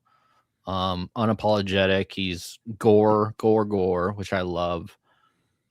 He seems like a total asshole director, which I love as well. A lot of people didn't like working for him, and then some people actually liked working for him. So, very interesting character. I wish he was still alive because I wish he was doing cons and stuff. I'd love to meet Fulci. He's definitely top G for me. Would I put him ahead of Hooper? Wow. Yeah. I would have put him in Almost Flawless, but wow, you're putting him way up here. I would put him for his body of work. I would put him right here for now. Oh, wow. Okay. Yeah. I like Fulci that much. I love his style. He has definitely a unique style to his films. And I don't know, what can I say, man? This dude is very, very fascinating individual. About 20, actually, gosh, more than 20. I'd say 21, 22 years ago, I watched my first Fulci film. My good buddy at the time, very much like Todd, into like obscure horror at the time, like that. And I went and bought a DVD, and because he would talk about all these guys too. And I bought House by a Cemetery. If you've not only was that my first Fulci movie, that was my first Italian horror movie. First dub movie or what? Oh yeah, first Italian. Oh, there you go. No. And I think was a bad mistake, because if you've never been lubricated to those kind of films, that's a bad one to pick, because it not only, the dubbing's a little like kind of off-putting a little bit, but the fucking movie is kind of a mess. Like you don't know what the fuck is going on. I've watched it a few times now, and I'm like, you never really know what the fuck is going on. But the last time I watched it, which was a year or two ago, I had a little bit more respect. I still didn't know what the fuck was going on. Like it's so confusing and put together, fucked up. But the ending is so creepy in that basement, dude, with the fucking doctor. I'm like, all right, this is pretty creepy. And I had, over the past 22 years, I've developed my palate for those movies now. So like, I'm just saying that shouldn't be anybody's first Italian horror movie. I don't think that's the one. I would definitely pick Zombie if you want to watch, or City of the Living Dead is great. Zombie's a good one too. Zombie's a good one. That one's very fluid, or anything from Argento. But there's just something really fucking whacked out about House by the Cemetery. And I disagree with John's comment. The Beyond and Zombie, he has City of the Living Dead. He has the New York Ripper, which I love as well. If you love the giallo sleazy movies, it's very, very good. So fun fact. I speaking of New York Ripper, I was watching, I completely watched the entire TMNT box set, and I wanted to clear it. I wanted to watch minus commentaries. I would watch all the special features and all the movies, and shocker, I just knew they were going to do this. The first one is like the most top heavy with all the features, and then each one has less. It's just like I don't. Yeah. And the thing is they got Ernie Reyes Jr. in an interview for the first one. He was literally in the second movie, not just a stunt guy. Why not just also get him to talk about TMNT too while you're there? It doesn't make any sense. Anyway, I learned some factoids about the filming locations of TMNT and the subway station on Bleecker. That, the subway station you see in the movie over and over again. It's where Raphael fucking saves April, and when the foot soldiers jump her. They use that in quite a few movies, including New York Ripper. Oh, okay. The same scenes and shit. They use the same locations in New York Ripper. That's why TMNT is so grimy looking. It's a grimy movie. Because you could put these characters, interchange them on some of these set pieces, and it looks like those movies. But anyway. Yeah, it's sleazier than hell. I would highly recommend it if you're into that sort of thing. All right. Demons is a good one to start with. Yeah, Demons is great. Umberto, I can't say his name. Yeah, right. Who did Demons, right? Wasn't it Bava's kid? It was Bava's kid, right? Yeah, it's Lamberto Bava. Lamberto Bava. Yeah. Okay. Engelbert Humperdinck. Anyway, yeah, Demons 1 and 2. Demons 1's better though. Let's see here. Is it me? Or is it chat? No, it's chat. Oh, Terrence Fisher. Who is this again? I'm sorry. Let me turn it. I can't remember. Terrence Fisher is the director of Dracula, Horror of Dracula, Curse of Frankenstein. He did a lot of the early Dracula films. Like the Universal, the Hammer stuff. No, he did Universal too. He did he do the 19? No, he did a lot of the Hammer stuff. Yeah. Okay. Yeah, Hammer is uncharted waters for Dracula, Prince of Darkness, Frankenstein created women. I mean, like, some people are really into that Hammer stuff, and I totally appreciate it, but go to the never been my thing. Switch remove it and switch view. Sorry. Satan's got no opinion. Yeah. Anybody into Hammer? I just never went down that road. Oh, Sam gives it a top G. Sam's into horror. Racing says dig it. Sam's into Hammer horror. Okay. Hey, what up, Gory? You got an opinion on whatever the hell Hammer films? Terrence. I'd say Hammer's fun. I'd say we have to meet in the middle at Almost Flawless with those 2 votes. Okay. I'm trying to find his image here. I don't even. Is that Craig Ferguson, second to last, dude? Looks like Mr. Wick from the Drew Carey Show. No, dude. That's M. Night. Oh, is that M. Night? Yeah. He looks white from over here, from that tiny little pixel. Oh, gee. These are tough, dude. I mean, Mick Garris sticks out like a sore thumb with his fucking hippie hair, dude. Oh, he looks like Melissa Etheridge, dude. John Wakefield says Hammer's overrated. Gamer Guy says I like Hammer. I don't think it's overrated. I just haven't really got into it yet. Yeah. My profile pic is from a Hammer movie too. Oh yeah, nice. Christopher Lee Dracula. Yeah. So you said Almost Flawless? Okay. Well, yeah, because somebody said dig it and top Awesome. G's. We're gonna meet them in the middle. All right, so hit me. All right. I want to get. There's just so many Hammer films. It's kind of overwhelming. I want to get Kubrick because I like that picture of Kubrick. He looks like one of those guys that's watching you poop. Remember that Jeff Goldblum is watching you poop.com? Oh yes. All right, who did I get? Ty West. Oh, okay. That's an interesting one. So Ty West for me, I've only watched House of the Devil once. I remember at the time when it first came out, Ty was obsessed. He was talking about it so much, and I watched it, I think, on Netflix, and I was a little underwhelmed at the time. It felt, redundant. Like, oh, I've seen these movies before. This isn't. It wasn't striking a chord with me at the time. I want to go back and watch it. I liked The Innkeepers when I saw it. Mm-hmm. And I've seen The Innkeepers a couple of times, actually. I think I really like The Innkeepers. I think it's a solid flick. X Pearl Maxine. X is solid. Pearl is really good. Maxine sucks. He's kind of the epitome of a mid director, I guess, if I look at his batting average for me. Okay. And I watched, of course, the sequel to Cabin Fever, which I actually did he do Ground Zero? I don't remember what he did half of it. Yeah, Ground Zero or one of those. I'm going to put him at the bottom of I Can Dig It. He hasn't proven himself. He's not given me. Pearl's his best film that I've seen. Pearl is great. I think he needs to like deliver something else. I still like House of the Devil, but he did The Sacrament as well, which was entertaining. And The Sacrament too was also a solid film. Yeah. I don't think he's not done a lot that's like amazing to me. But all right, so it's Todd. I Can Dig It. House of the Devil was great in my opinion. Yeah, I want to go back and watch it. I really, really do. House of the Devil's a great slow burn. I mean, it's your house, X is the second best horror film of the 2020s. He's consistent though. See, I don't think he is consistent because just 2 movies after that, Maxine, the trilogy wasn't even consistent.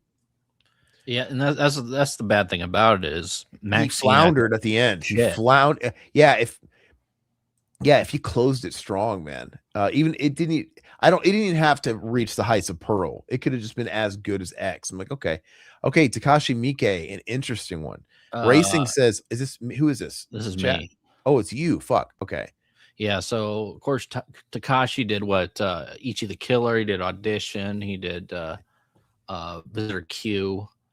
He did Imprint. He did. Here's the thing about Takashi Miike.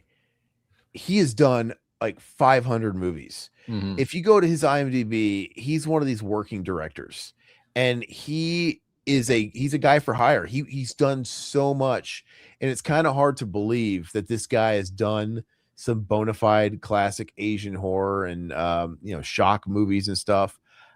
But there's no way his batting average is great because he's just done and there's no way you could see all of it. No. He's done. Go look at his IMDb. Pull it up. Can you pull it up real quick? It'd be a fun experiment. I want you to look at it. Hold on. And then share it with everybody. And I'll kind of look at his A-tier gamer guy says, look at his direct. Can you filter it by director? You got to filter.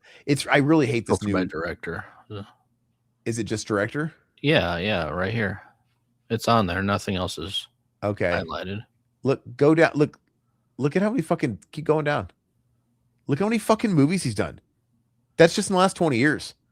Go down. That's insane. That's 91. He does everything from TV shit in Japan to TV type movies. Did he? Oh yeah. Audition. You have Visitor Q. Dead or Alive. Yeah, his big ones are Audition, Itchy the Killer.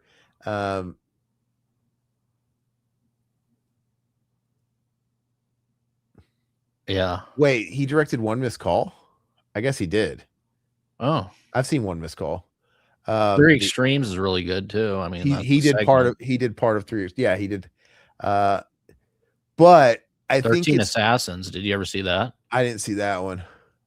But I think he's one of these guys where it's up to you, Todd, or who's got him, you or the chat. It's me. You got to do this. It depends on if you want to weigh it on how much shit he's done. There's just no way it's all good. There's just no way. He's like coming out with multiple shit every year. He did the He did the Japanese Yakuza movie off the video game, the Sega game. Oh, like really? he's done a lot of weird shit. But the movies that I've seen of his, like the 3 or 4 that I've seen, good. I liked them. They're good. But do I go back to them all the time? No. I would probably put them in. I can dig it as of now. Okay, it's fair. Audition is good. Starts out like rom-com and turns into torture porn. I've said this before too, but I was like not wanting to watch that movie for the longest time because I remember like 25 years ago, it's all the people were talking about Audition. Oh God, it's so hard. Oh, it's so gross. And I'm like, I don't like that shit. And then when I finally watched Audition years and years, it was so tame because people were talking about this in a pre-Saw world. And like, honestly, I'd rather watch Audition than fucking Saw 2, Saw 3. Oh, the chat got Fred Durst. Yes. You lucky son of a bitches. You lucky fucking son of a bitches. Where do you guys put Fred? Fred's got one horror movie under his belt. Yeah. And it was originally called Moose, but then it became The Fanatic. I think Moose was a cooler title. The Fanatic with John Travolta. Which I still haven't watched yet. You've never seen it? No, I haven't. Never seen this movie? The Fanatic, no. And I love John Travolta. And you love Fred Durst. Dude, yeah. Zach and I did a commentary for this way, but when it first came out, we were anticipating it coming out to Blu-ray because it was like a VOD. Yeah. And we did a commentary for it. I feel like if we do resurrect Cinema Anima when we can get Alpha, I feel like this is a Cinema Anima movie. Let's do it. This movie is okay. Hold on, guys. You guys are giving Fred Durst shit. Take a look take a look around this awful waffle. Durst, rot gut. No, wait, under rot gut. But are you guys grading Fred Durst for the movie? Because it sounds like you guys really hate Durst. Do you hate The Fanatic? Or... He's only got one. You can't base it off Nookie. You can't base it off fucking My Generation. You can't base it off his covers of The Who and George Michael and how much you might hate those. Come on, guys. I have to be honest with you guys. This is the only horror movie he's ever done. It's kind of a psychological thriller. It's not really. Oh, I'm sorry. This movie, if we were grading it on just entertainment factor, is fucking amazing. Okay. It really is. Is it like, could you pick it apart from like a scholar level? Absolutely. But it's so unintentionally laughable. John Travolta plays a special needs guy that looks like he cuts his own hair. And the way he plays a mentally challenged guy, that's such a weird role for John Travolta. Dude, let's just say he makes Radio look like Forrest Gump. It's so funny. Remember Radio Cuba? Yeah. It's so insanely quotable. The movie is like not very long. I think it was actually under 90 minutes. Wow. And it is thoroughly engaging the whole time. And it goes by like that. Every scene is fucking it's pure cinema. Todd would love it. Todd would love this I'm sure I would love it. Zach loved it. I loved it. It's just so fucking stupid. I need to own it. I wish it had a 4K because I would buy it. I just love it for the cover of like, what else could you do but put John Travolta and that fucking hair on the front? Yeah, he's just walking down the sidewalk. He's just he lives in Hollywood and he's obsessed with celebrity culture and going up and getting autographs and autograph signings. And kind of like us, right? Yeah, well, he was kind of lampooning that culture where it's like, oh, are all like con goers and people obsessed with retarded? I don't know what his game was, but he's obsessed with Devon Sawa, who's like an action star, I believe. And it becomes like a single white female type movie with a special needs guy. And there's one scene where it was written and directed by Fred Durst because it's totally shoehorned in there. Devon Sawa is driving his kid home like from school, and all of a sudden fucking Nookie or whatever comes on the radio. It's like, oh yeah, Limp Bizkit is my shit, man. Take me back to high school. You don't know about Limp Bizkit? Oh yeah. I'm like, God, we went there. He wrote this in the script and he's got Devon Sawa. Like, it's ridiculous. Oh my God. It's fucking ridiculous. All right, chat, where's this going? Sorry. Almost Flawless, so good it's bad. It really is. It's a so good it's bad, but it's really entertaining. Fanatic is so bad it's good, I guess. Yeah, I told you they're coming around. No, Mutineers, he's not having it, dude. Put him next to Savini where he belongs. He said no way under Rut gut. Okay, yeah, but All right, give him an awful waffle. No, come on. We have to like treat. Sam gave an almost flawless. Let's Can we put him? Can we put him ahead of Stephen King? Yes, at least okay. It's definitely a bet. No, guys, undisputed. His one horror movie is better than Stephen King's movie all fucking day. I will watch The Fanatic every night on death row if I have to, because that's what I'm. Yeah, I don't want to watch Maximum Overdrive. I'm looking forward to seeing it, man. It needs a Criterion. It needs to join the Criterion closet, dude. Dude, if they had that in the Criterion, dude, if I ever became such a filmmaker that I got invited to the Criterion closet, you know that YouTube channel they have? Yeah.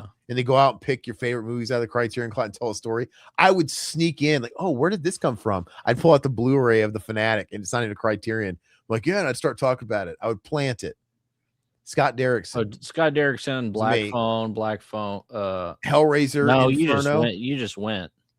No, I didn't. Didn't you get Fred? That was the chat. Oh, okay, this is you. I just did all the talking about it. I had to convince them. Yeah. I had to steer their vote in the right direction. Theirs. Okay. Yeah, Scott Derrickson, he got to start doing Hellraiser Inferno, the noir straight to video, the first straight to video Hellraiser sequel. Inferno's good, dude. It's okay. It's solid.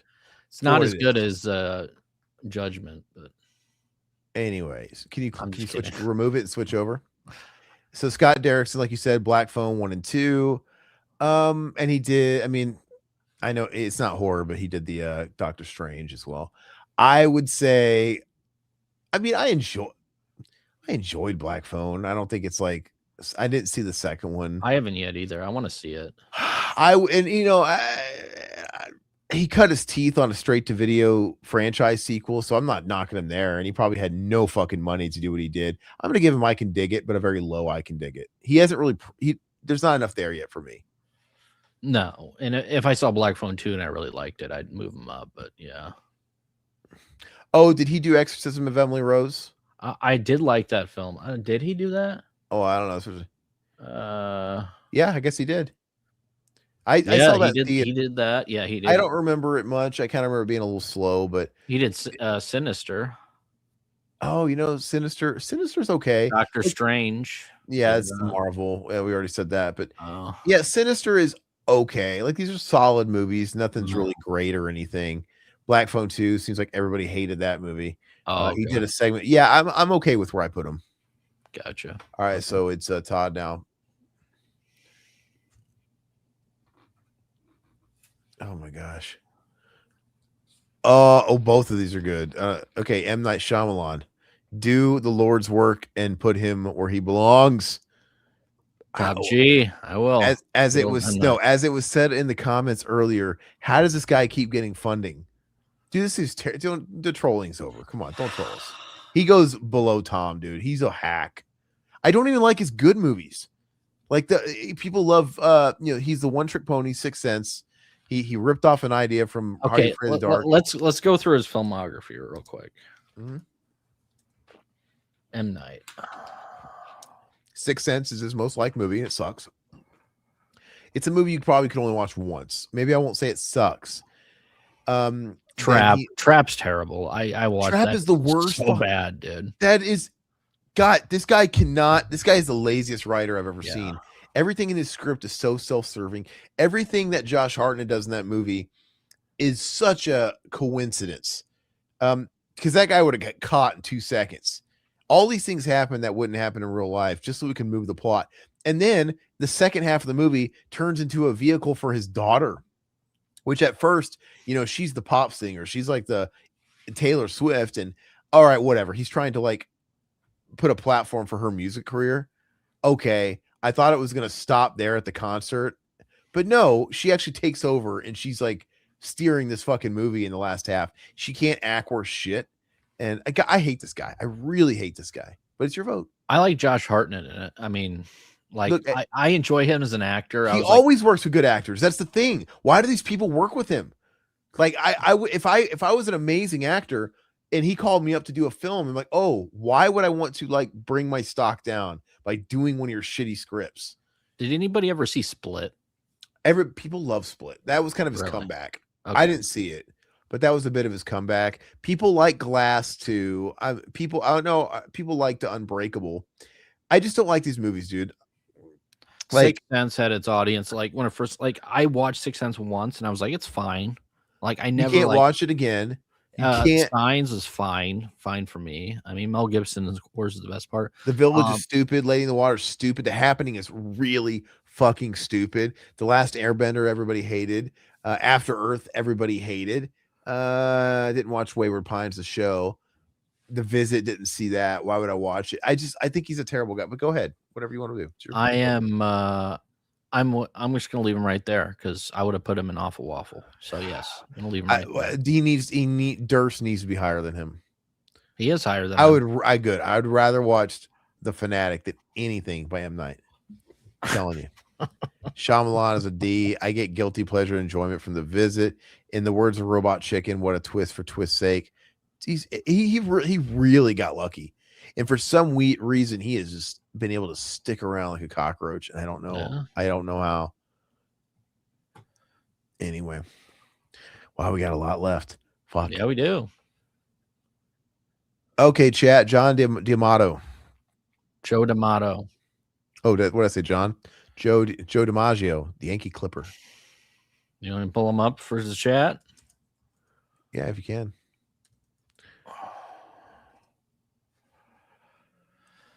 That's not right. He's got big teeth, kind of gangly.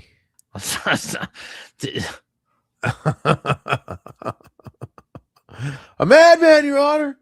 A desperate man at the end of this pitiful rope. Yeah. John says he's a hack. Let's go through his movies. The original Damien Leone. Yeah, he has done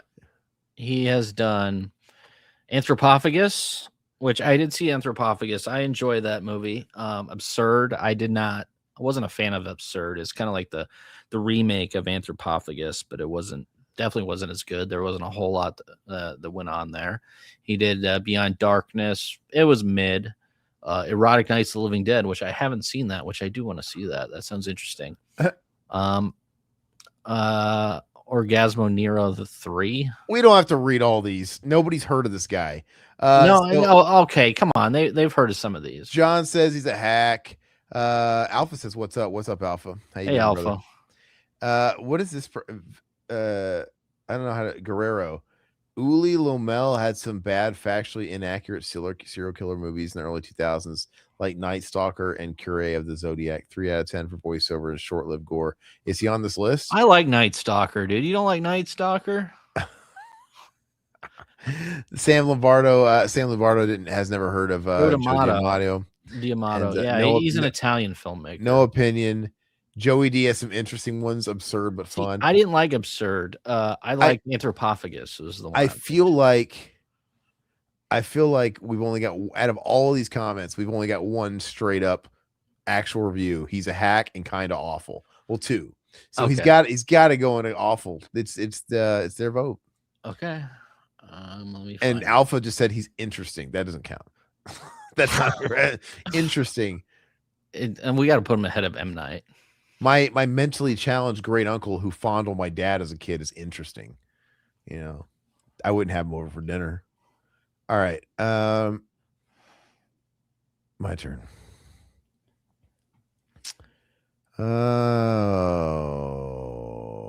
Lars von Trier. That's the one I didn't want to get because I'm not a Von Trier fan. I'm not a Von Trier guy, and I haven't seen. Gosh, I'm trying to think if I've seen maybe one of his movies. I can't. I've never seen Antichrist. What is his horror movies? Antichrist is pretty good. He has The House That Jack Built. But are these all horror movies? Not all of them. So which ones are? Nymphomania isn't. It's Antichrist and The House That Jack Built. House of Jack Built's a horror movie. Yeah, he's a serial killer. I don't know if he belongs on this list. Oh, Antichrist alone would be on there. Is that a horror movie? Yeah. Well, I have to pass because I've never seen it. Bit artsy fartsy. Oh, Antichrist, holy shit! Yeah, we summoned you.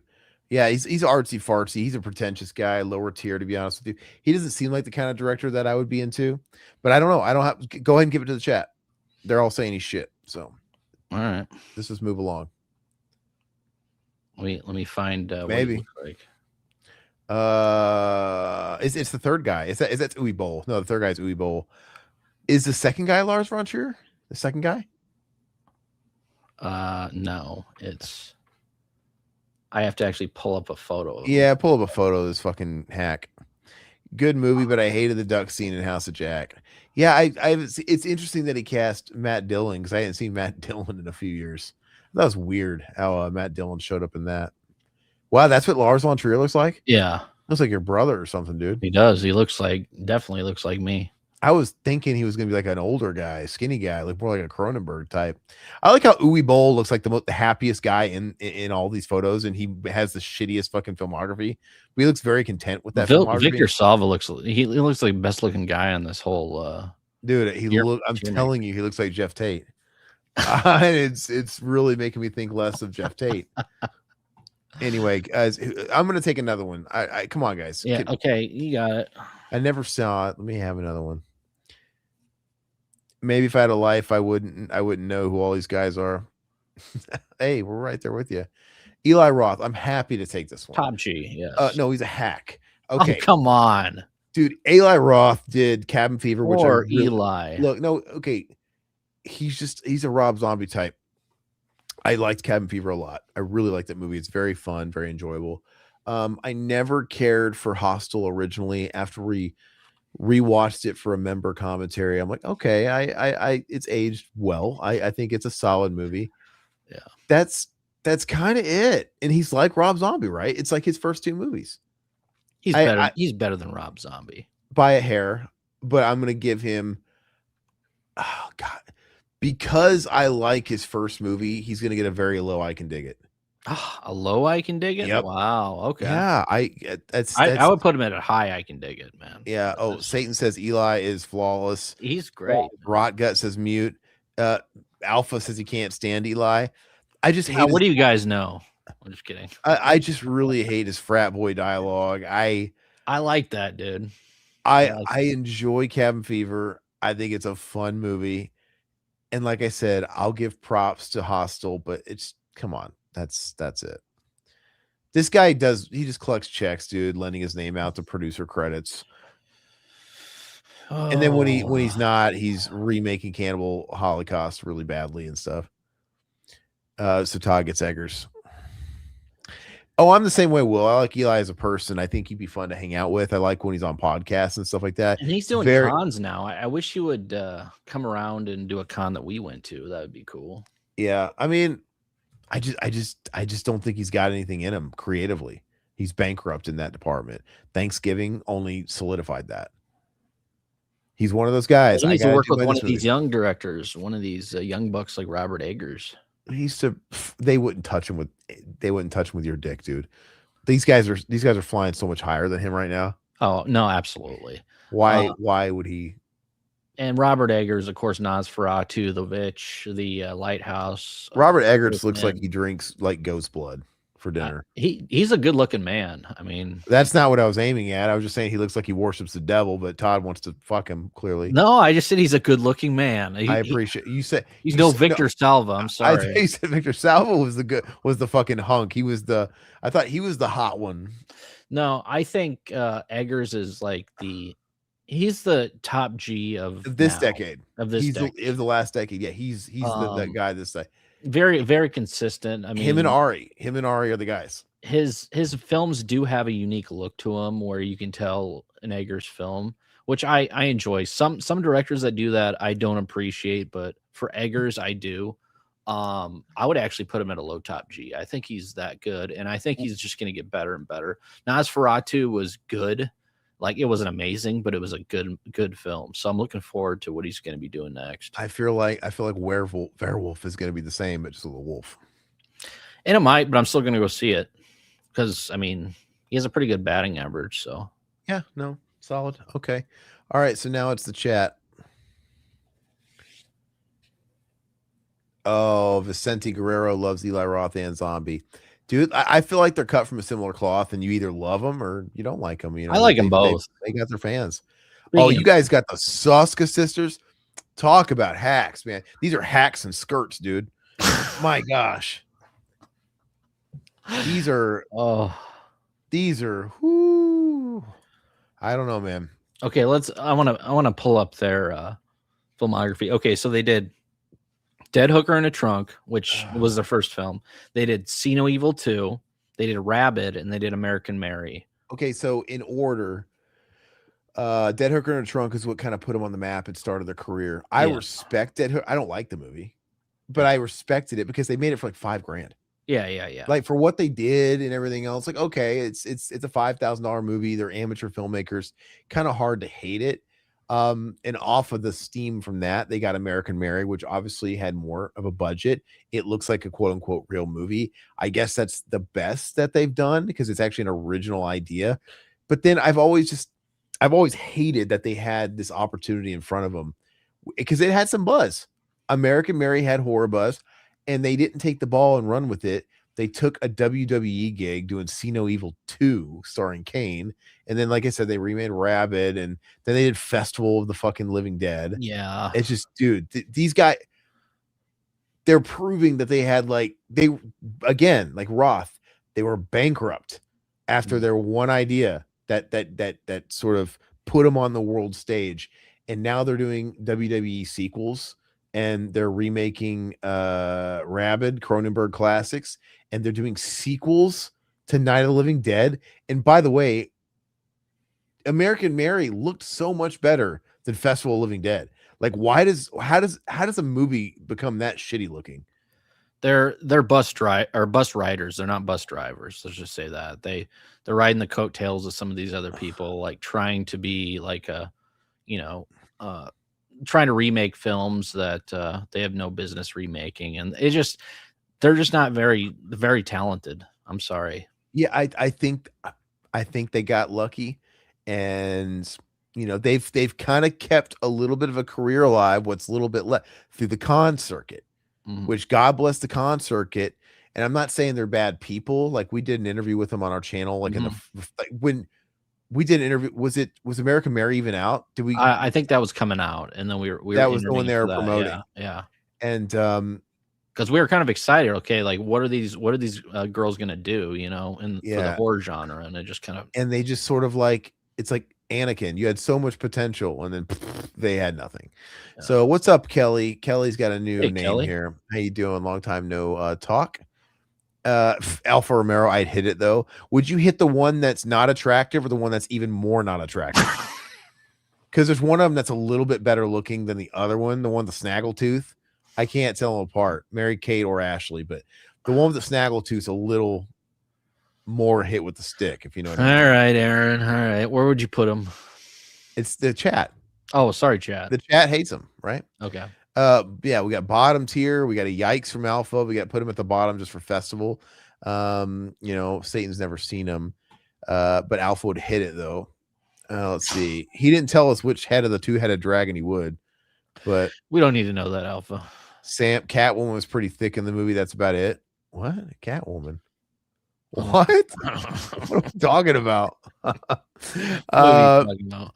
Let's see. Vicente Guerrero, Sean for Lucifer Valentine had the vomit gore films. Not really. Oh, well, we haven't talked about him yet, so no opinion. Yeah, Race. Don't know if I'd hit it. I'm not trying to be chauvinistic. Look, even if the movies were good, I'd have the same opinions on that, but that's okay. Yeah, I'm probably not making myself look too good after the Mary Lambert comments. Sorry, I'll clean it up again. I'm just trying to be funny. Yeah. I'm going after everybody with a split tail on this list. And God, that made it worse. Damn it. I'm gonna shut up now. Okay. We're not much to look at, so yeah. That's what my wife tells me, at least. Hey, I don't have great teeth either, but she could probably open a fucking beer can with that snaggle tooth. All right, let's go to the next one. Okay, Catwoman Gotham was in. Oh, was she in Festival? Okay, yeah, I've never seen it. There, Alpha says they're a package deal. 2 5s equal 10 in my book. Oh, hell yeah! Who got Meg Garris? This is you. That would be me. You mean, AKA Melissa Etheridge. Yeah, well, sick. All right, come to my window, dude. Yeah. Come to my window, Mick. So Mick Garris, I have a lot of respect for. He's sort of the go-to TV horror guy, and I'm trying to think. I don't necessarily love any of his movies. He did Sleepwalkers. That was a theatrical. He did Sleepwalker. And then he did like the Shining miniseries, and you'd have to pull up his filmography. Sleepwalkers is a theatrical one that I know off the top of my head, which I think is a solid film. I've always had an affinity for it. Let's see. Oh, here we go. All right, start from the bottom. Okay, it looks like it was Critters 2. That's right. He did Critters 2. Critters 2, yeah. Which, those aren't really my films. He did Freddy's series, yeah. Freddy's Nightmares, fuck off. Yeah, he did Psycho 4, which is good. He did Sleepwalkers, which is good. The Shining miniseries, which sucked. So as far as movies go, Riding the Bullet, ugh. Yeah, Riding the Bullet sucks. Go up. Yeah, I mean he hasn't done shit, dude. He's done a lot of TV stuff.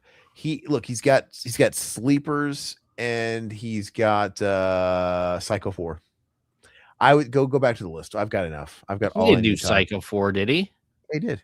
Where's Psycho 4? Oh, he did do Psycho 4. I love Psycho 4. He directed Psycho 4. He's got Sleepwalkers and Psycho 4, which Psycho 4 was also a TV movie.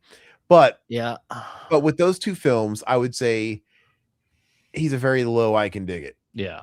But he's a very likable guy. Like he's super knowledgeable. Great podcast stuff. He went to a little festival in Tucson that a buddy of mine runs, film festival, and he did like a Q&A. I'm like, God, it was tempting. I mean, I wasn't going to make the 3-hour drive to go, but I would have loved to have talked to Mick Garris and maybe stroke his hair a little bit, dude. But I would have loved to have gotten an interview with him and just really picked his brain, dude, because he's a really nice guy. Those silver locks. Yeah. Oh, I know. I don't even want to put him in a ponytail, dude. And fucking sniff him. I tell you what, from the neck up, he's batting better than a Soska sister. Todd's like, oh God, we're never gonna have the Soskas on now. Thanks. I don't want the Soskas on. What am I gonna talk to him about? Oh, Ruggiero Deodato. Okay. So we got Deodato. Let me pull up his filmography. Of course, we know his big hitters, but let me try to find some of his really quick. Yeah, I think people do like The Stand. I actually never saw The Stand. I did see Langoliers, which he did with Bronson Pinchot and Dean Stockwell. What? The Langoliers. He did.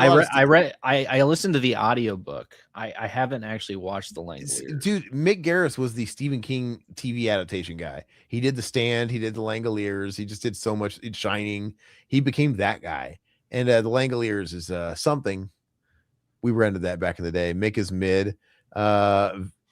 Vicente Guerrero on looks. The Soska sisters rate at least a 7 out of 10. Okay, well, different strokes, man. Different strokes for different folks. He did The Last Cannibal World, which I love. I mean, I love the cannibal films. Go to the. You can't see it. I know. All right, hold on. Oh yeah, the director's Megan is missing. Mostly works in TV shows. I mean, it's good these guys like land on their feet and they find some kind of niche to work in. Mick Garris, I'm not knocking Mick Garris. I'm just saying I don't really, I mean, you got to give the Last Cannibal World. I mean, we still can't see it, Todd. Oh shit, sorry. Because we did the commentary on it, and I know you really liked it. All the Mowgli's. Oh yeah, all the Mowgli dicks, dude. Yeah, you like. I thought that short was gonna blow up. I feel like we should redo that short with Todd's modern editing skills, the way we did it back then. I thought that was a really funny short. Of course, Cannibal Holocaust, House at the Edge of the Park, which is great. Cut and Run is decent. I mean, he's a very interesting guy. He ended up passing away, I want to say like 4 or 5 years ago. Yeah, just a few years ago. I would have loved to meet him at a convention to talk to him. I'm sure he was doing like some of the other conventions, not the mainstream ones, but the lower tier ones. But yeah, Italian dude, did a lot of good cannibal films, and of course he's a big influence for Eli Roth. He was in Hostel too, so He's one of these guys where his reputation, his influence is bigger than anything. Yeah, Sam Lombardo. I think he did do Rose Red. Mick Garris. Sorry, I was just catching up on that. Good old Mick Garris. Gotta put Rogero at the top. I'd throw him at Almost Flawless. Yeah, I mean Cannibal Holocaust. It's a tentpole film, man. Love it or hate it, stomach it or not. It's like I said, he's just one of those guys. He influenced a ton, and you got hacks like Eli Roth trying to walk in his footsteps. And God, that Eli Roth cannibal film was fucking awful. I never saw Megan is Missing. Shit happens every day. I mean, the spoilers are in the title. I mean, it's about a girl that goes missing, but I haven't seen it. Mick Garris would be Dig It. Rogero would be Almost Flawless for historical purposes. Yeah, Turtle Soup, tough to watch, dude. Cannibal Holocaust is the best Italian horror film. That's what you were saying in the comments the other day. I don't think it's the best Italian. I think it's great. I think it's a great, really well done made film. Hard to watch, and you could argue it's the best found footage film. But I just think there's so much competition with Italian. My Italian pick is going to be Suspiria, but that's just me. Mine, okay. Yeah, no, that'd be tough. That'd be a good conversation, John, for a later. Why don't we just do an Italian horror tier list someday? We should. I mean, there's so much there. Damien, is this chat? Yeah. Modern guy. This is a modern Terrifier fans. That's pretty much it. So where do you guys rank Damien Leone? Art the Clown's inseparable partner in crime these days, and I'd put him under Low Dig It. So on a Low Dig It. I hate watching animals get killed. Dude, yeah. Satan's an animal rights activist. Wow, that's funny. Okay. Devil.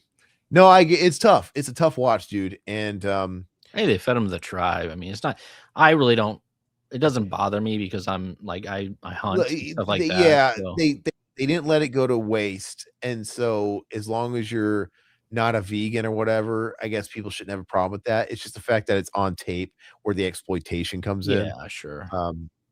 That'd be like watching a guy get executed. He might have deserved it. He might have been tried, but it's still like, it's like a snuff film, basically. But it's hard. Let's see. Art the Clown alone puts him high for me. I mean, that's all he's got. Yeah, that's all he has. I never care when they kill that snake in Friday the 13th. Well, snakes are probably really close to the devil. Dude. Snakes. I don't know snakes. Art is the new horror icon, top G. That's actually, Kelly, that's actually a good point. The grossest movie I've ever been forced to watch is Human Centipede. Did we put Tom Six on here? I didn't. I should have. I think, well, he's got he's got the one series. Anyway, so wait, people are liking him. People are putting I Can Dig It, low I Can Dig It, but then we've got high praise and we got top G. I feel like he's low flawless. That's kind of where we're averaging at. Okay. Yeah, I mean, I look forward to seeing what he's going to do next because he's got to break away from the clown at some point. Well, and, you think he sell that IP now? Well, there's been talk. Really? Right? Because I listened to him on a podcast, and he was saying from the second one to the third one, I think he was offered for studios to buy it out both times, and he's turned it down. Why? Well, it proved to be very, very lucrative for him to turn them down because they were huge hits. The second one was a fucking massive hit.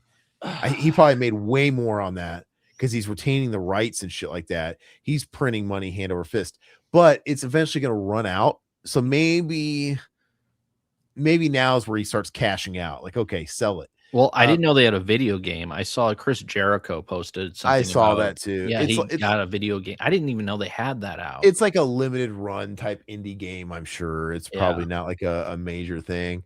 I think he's doing the last one. It's supposed to be like a Freddy's Dead type movie. Oh.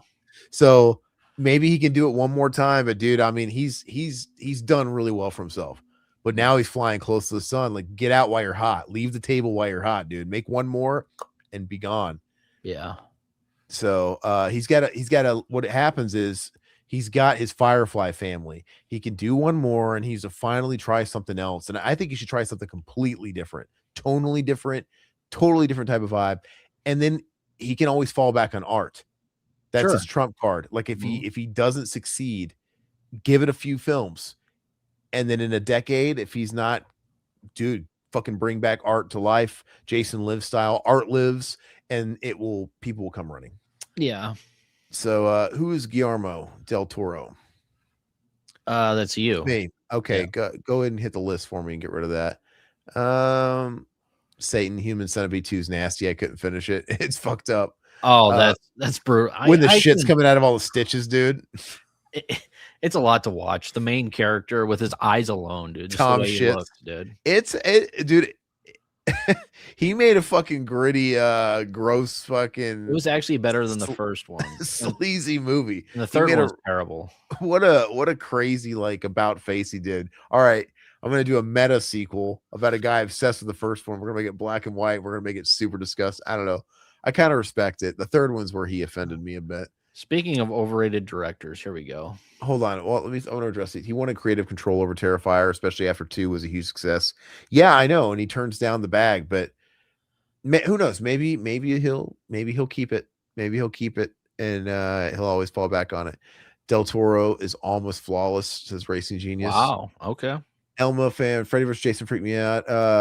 Did we put Ronnie Yu on here? No, dude. God, you're failing me. Ronnie Yu, he has Freddy vs. Jason just because you don't like Ronnie Yu. Almost had 60 directors on here, dude. Freddy vs. Jason and Bride of Chucky, dude. Ronnie Yu's the shit. Sorry, we can do part 2 later. All right, yeah, Toro's overrated. Del Toro. I don't care much for Del Toro's filmography. Never heard of Seed. Sad the snake kill in F-13 was real. The animal trainer was lied to about the animal being in the movie. He was so pissed. God, you could just get away with shit back then. You can never get away with that kind of. There was lawsuits up the ass. So Del Toro, I'm not a huge Del Toro guy. I think from the movies that I've seen, I haven't seen all his movies. They're fun. They're okay. Like they're okay watches. Like I watched the Crimson movie, the Tom Hiddleston movie. It's okay. I'll never watch it again. The movie that really put him on the map was Pan's Labyrinth, and that's probably his best one. I could totally understand why people like him, but he's got a style. Yeah, he has a unique look to all of his films. I think Sam said it best. All style, no substance. I agree with that, even though some people really like his substance, but he's just not for me. So I would put him at low. I can dig it. Yeah, he's just not for me, but he's got style, you know. Yeah. All right, so Todd. Seed Legacy, aka Seed 3. I have no idea what Seed is. Oh, here we go. John McNaughton. Do you know anything about this snake lore with F-13? Mutineers, like I thought they just found a random snake in the woods. I didn't know any about this. Did you know about this? No, we might have discussed it on our didn't we do a commentary not too long ago? Part 2. All right, remember to switch off the wheel. Yeah, so John McNaughton, he really didn't do. I mean, he did a few films. We're still on the wheel. He's okay. Sorry. He's known for one of the greatest horror films of all time, which is Henry Portrait of a Serial Killer. He also did like Wild Things. He did The Borrower. Oh, he did Wild Things with Matt Dillon? Yeah. He did that. Yeah, he did that. Not a great movie. Not a great film. They sold it on lesbian kissing in a fucking motel swimming pool on a threesome, dude. Is this the same John McNaughton that does like all those like political like paintings and shit for like? I have no clue. Yeah, I don't know. But yeah, for that film alone, I mean, Henry Portrait of a Serial Killer is one of the top 5 greatest horror films of all time. McNaughton's probably not done a whole lot since, but just that one. What? It's really easy to say that, and I could say that too, but then I'm like, there's really a lot of tops. Is it really in the top 5 when you really think about it? Probably not. Top 10. Top 10. I don't know. Because if you were to go down like Dawn, Day, TCN, you're already almost out of your top 5. You know what I mean? It's just okay. Yeah, but it's a great movie. It's a top tier. It's a top tier. When I think of horror films that actually scare me, this one is probably one or two. So I would put him, like, he doesn't have the filmography, whatever. Like, would I rather watch this or would I rather watch Rosemary's Baby? I would rather watch this. Would I rather watch Henry or Cannibal Holocaust? I'd rather watch Henry. I think it's Almost Flawless. Yeah. Okay. So. I'm down. All right. So it's chat. I never seen Satan's Little Helper. Oh, I never saw that either. Just for you, Satan, we'll have to watch it. Bob Clark. There you go. You little Black Christmas action. You get his one horror flick. What? Yeah. In Black Christmas is incredible. But it's one of those guys, man. Some of those guys were in and out with that stuff. But, you know, when they were in, they made such a splash. So where would you put Bob Clark Black Christmas? Would you say it's Almost Flawless, Top G? You can dig it. This is chat, right? Yeah, this is chat. Almost Flawless, Racing Genius for Bob. Okay. I mean, that's probably where I'd put him. I mean, it could be even probably on top. I mean, it's that good. So where do you guys want it? They said Almost Flawless. I'd say put it there. Yeah, and Satan says I can dig it. See, that's what you get. Now you have to put him at the bottom of Almost Flawless because we had Satan bring down the average. But we had Sam come back, Almost Flawless. Put him at the that brings it to bottom of Almost Flawless. Okay. I don't know. I would say Almost Flawless is a great place to put him. I don't know if that one film, it might be good enough to throw. It just depends on how much you like the film. Hey, speaking of guys that were in horror one and done, did you put Ridley Scott on this list? Because Alien's horror. No, I didn't put Ridley Scott. Sorry. Hey, that would have made it hard for me. Yeah, that would have made it really hard for me. God, Todd's got it out for me. Oh yeah, children shouldn't play with dead things. I forgot about that, Alpha. I'm sorry. Yeah, that's a creepy ass movie. Well, hey, Alpha brings it up though. He said Top G. Okay. So you got to. I'd say that's enough to bring it to a low Top G. Bring it to low Top G. Okay. God, I hate that you didn't put Ridley Scott on here, man. So I can't fillet Alien more. God, we've heard it so many times. All right, so glaze that movie so much. That's right. I'd rather glaze that movie than a couple females on this list. You meat ride that thing all the time. It's awesome. What? Mute ride? What? You meat ride it, dude. Oh, meat ride it. I was like, what? Who got Romero? Me? Yeah. I got Romero. Yep. All right. I got your Ridley Scott. I'm just kidding. No, Ridley Scott's like a Spielberg type, right? The one. So Romero, oh gosh, Alpha. I'm gonna try and make you proud here, but no guarantees. He has to go in Top G because he is the godfather of the modern zombie. I mean, you can't not do it. If I put Clive Barker up here for one movie, essentially, you know, Dawn of the Dead is one of the greatest movies ever. And then Night of the Living Dead is classic. And then Day of the Dead, also classic. But just with Dawn of the Dead alone, I could ignore everything else. This guy could have put out 2 more Monkey Shines before I docked him. Yeah. And I would have docked him. Yeah, because Monkey Shine sucks. I think a lot of his movies aren't very good. Yeah. But the fact of the matter is he's got a couple of bona fide fucking classics. And then he's got a slew of solid movies. Then he's got a shit ton of bad movies. It doesn't matter. This guy could have stopped at Dawn of the Dead and he would be here. He has two. I mean, Night of the Living Dead's a 10 out of 10 as well. So I'm saying he could have stopped at Dawn of the Dead and he would be on this list. It doesn't matter. So now I'm going to put him, I guess with our top G's that we have here. I mean, for Dawn of the Dead alone, I'm going to put him right underneath Clive. Oh my, you put him underneath Clive, dude? Yeah. Romero has 2 10 out of 10s and you put him underneath Clive. I just love Hellraiser, dude. Alpha, stick around so you can move him up if you want. At the very end. I'm sure Clive would not object to a glazing. Well, I don't know if you want to glaze that. You might only live till you're, about 45. Not with today's medication, dude. Come on. What are you talking about?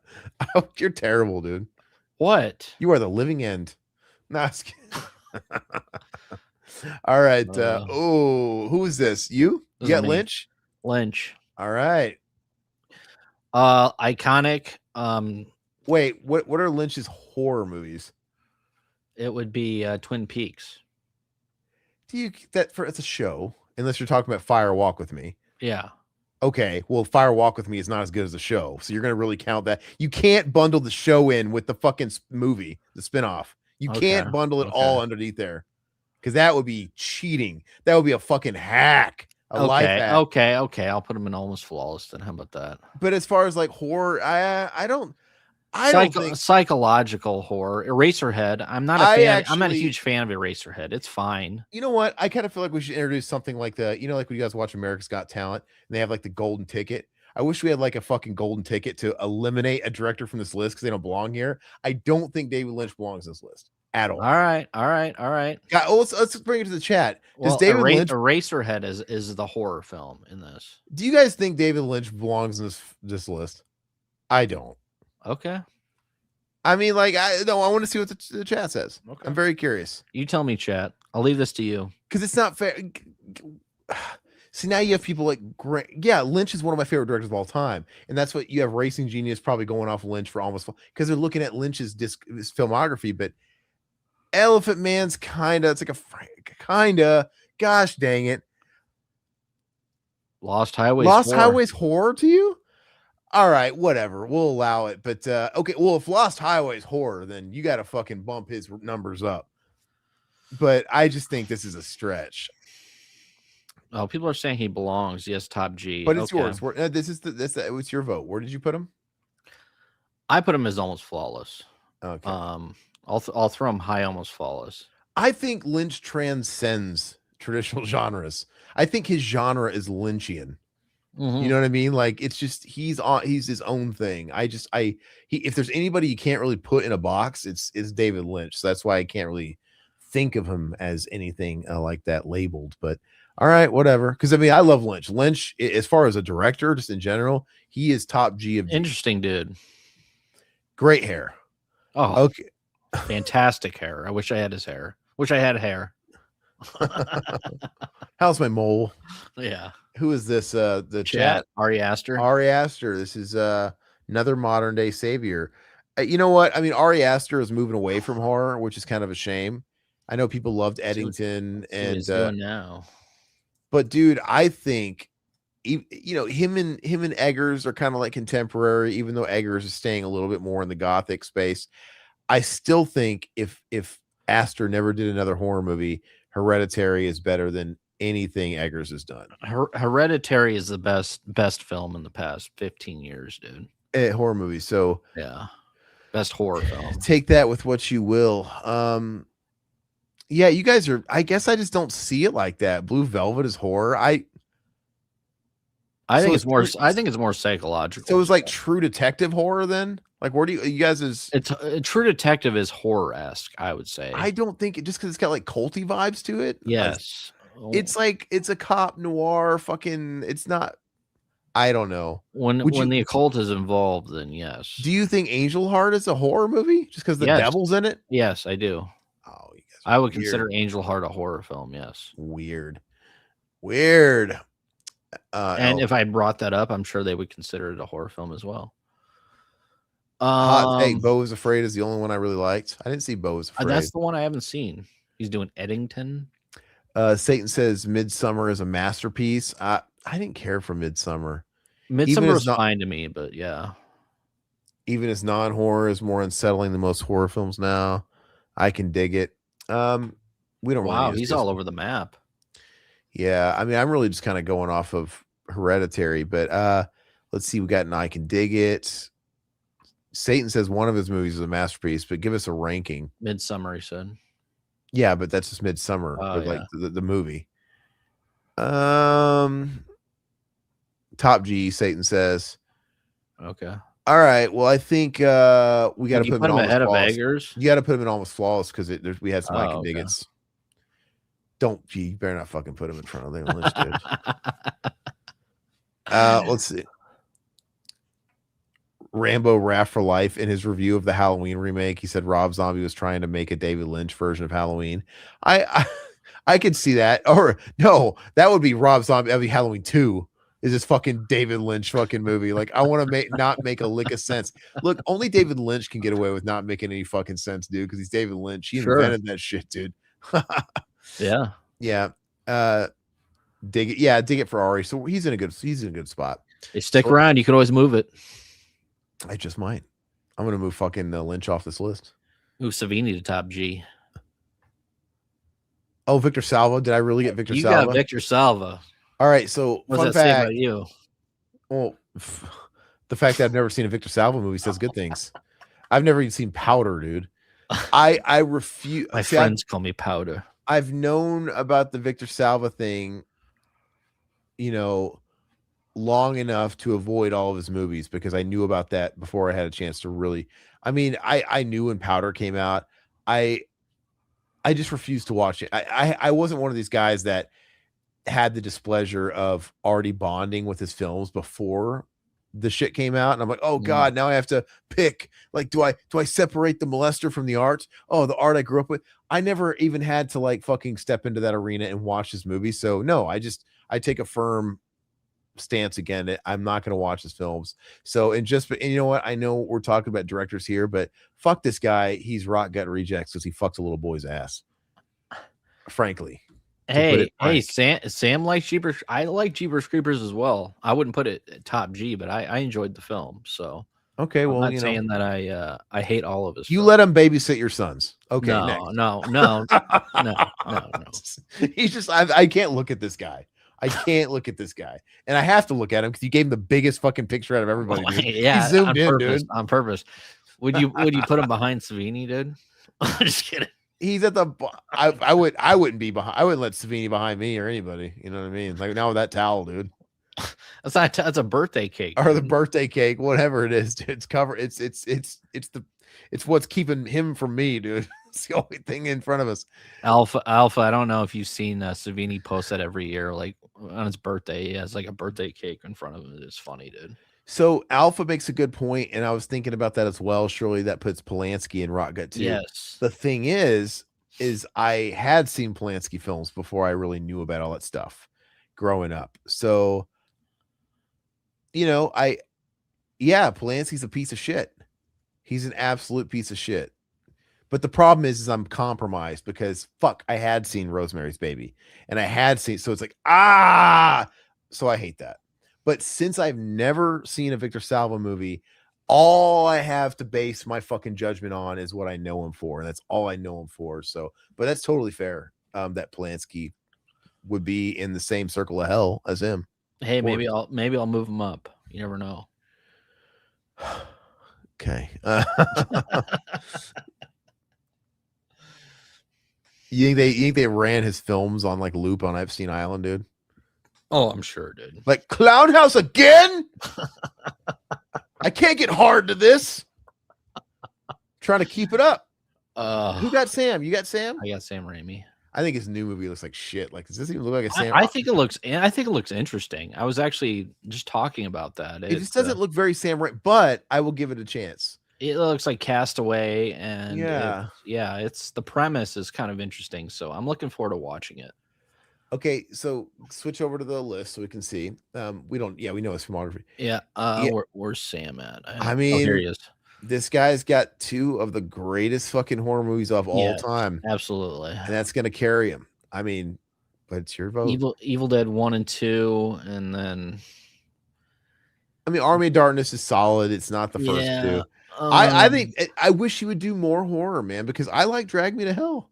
Yeah. He just became a studio player, dude. And he's definitely top G for me. I think he's one of the Evil Dead 1 and 2 are fantastic. That's Evil all Dead 1 is a 10 out of 10 for me. I love Evil Dead 1. I know you like 2 better, but I like them both. They're both 10 out dude, it's splitting hairs. They're both 10 out of 10s. Yeah. You know what I mean? It's just splitting hair.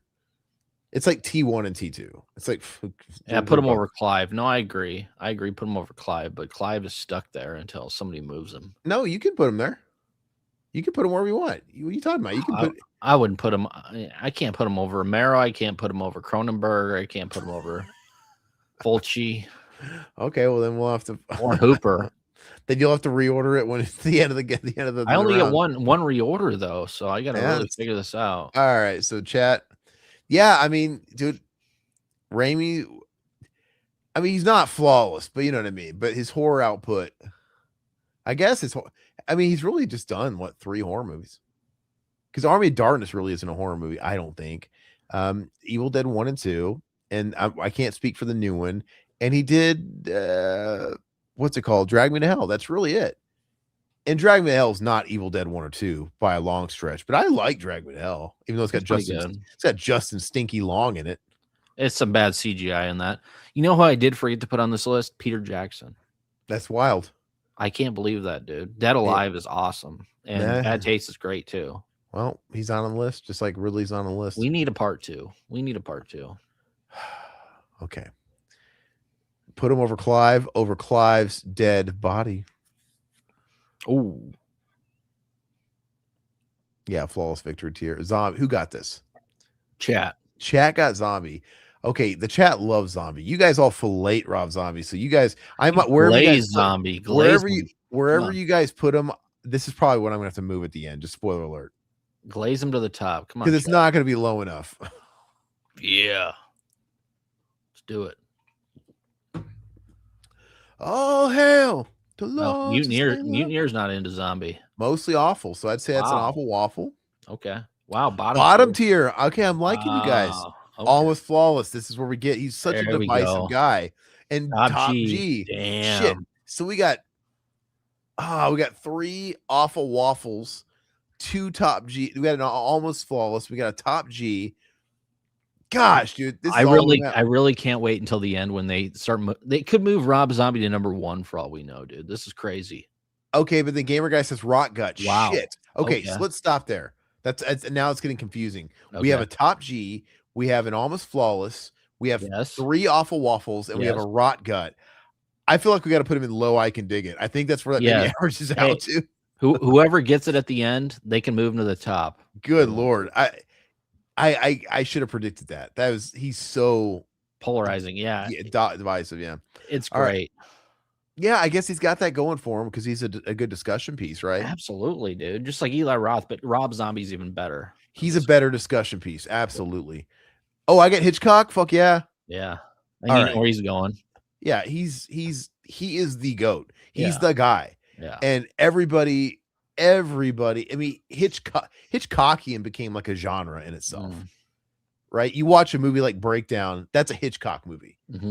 You see those types of stories, just like it's like, oh, that's a Twilight Zone movie. There's a Hitchcock movie. Yep. And he's got classic after classic, and he's created the blueprints with many of his films of subgenres.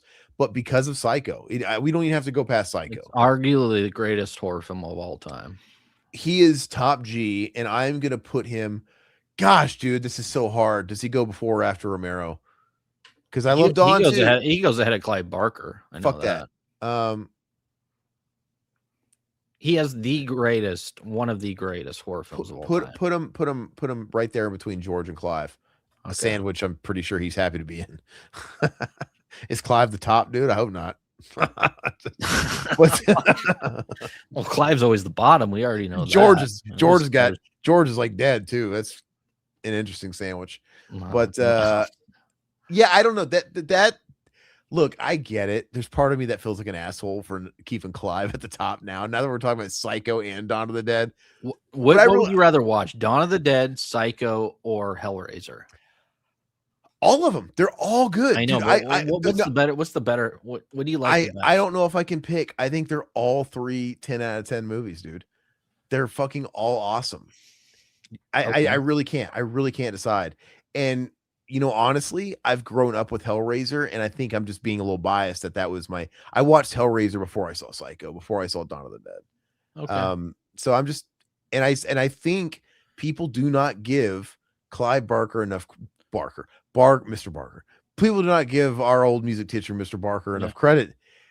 I think Hellraiser is just as inventive and groundbreaking as a Psycho and as a Dawn of the Dead. It just doesn't quite have the prestige. I agree. I think it's got this franchise stink on it because the studio just fucking drug it to hell and back, and they cheapened it.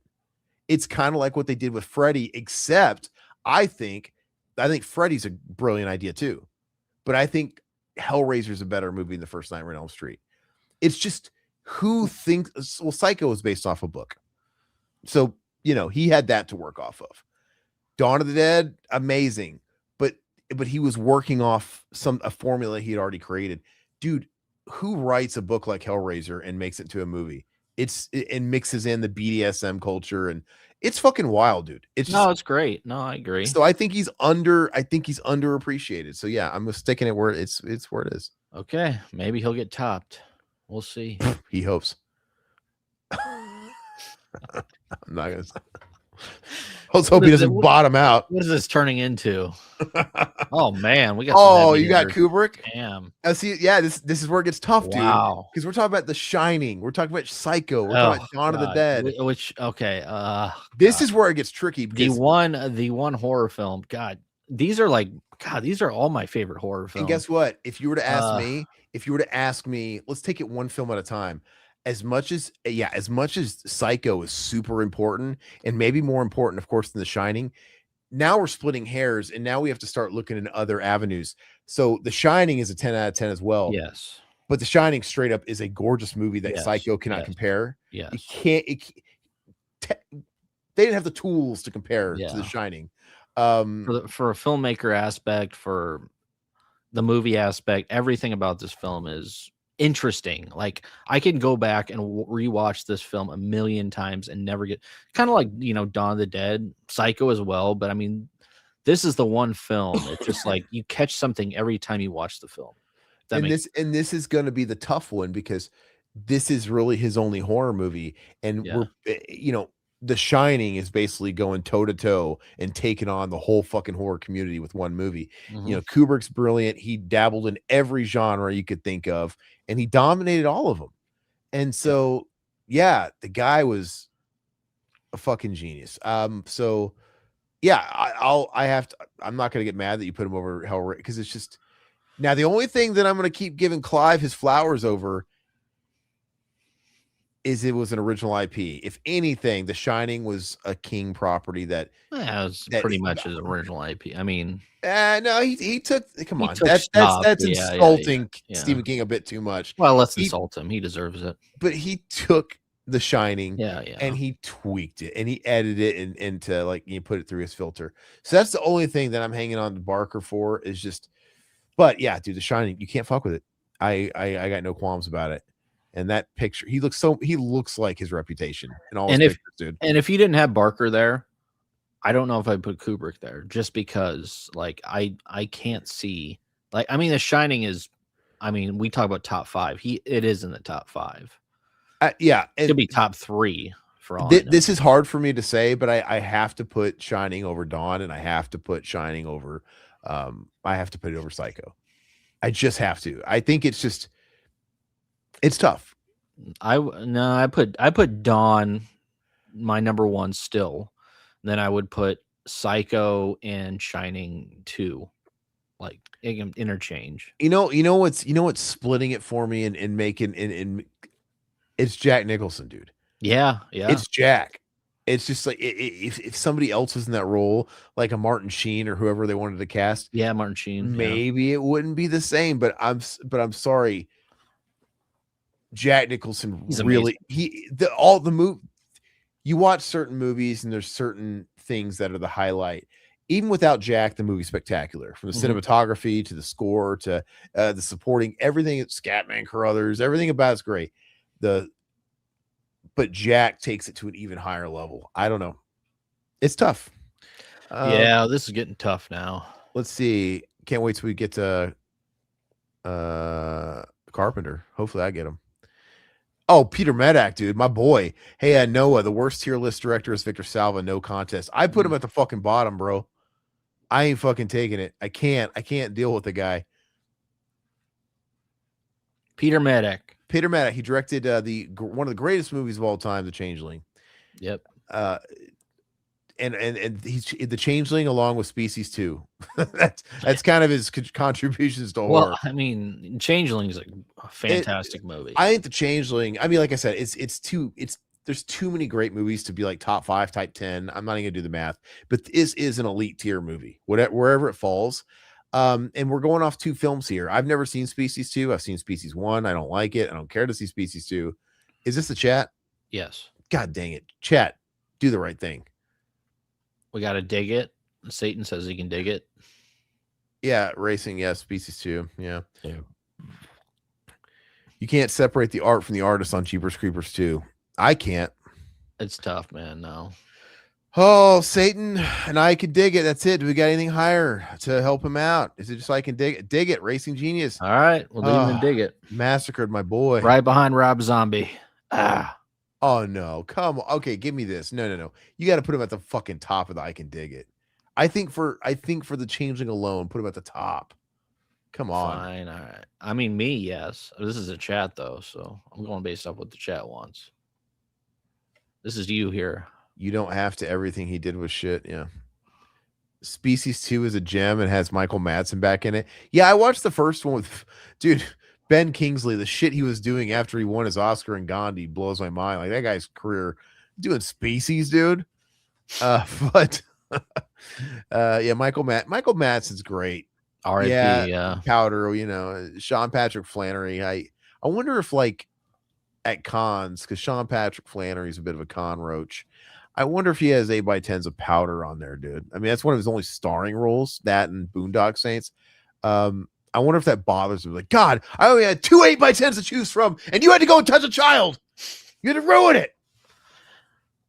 Well, there was some stuff that came out about another I got director. Well, who?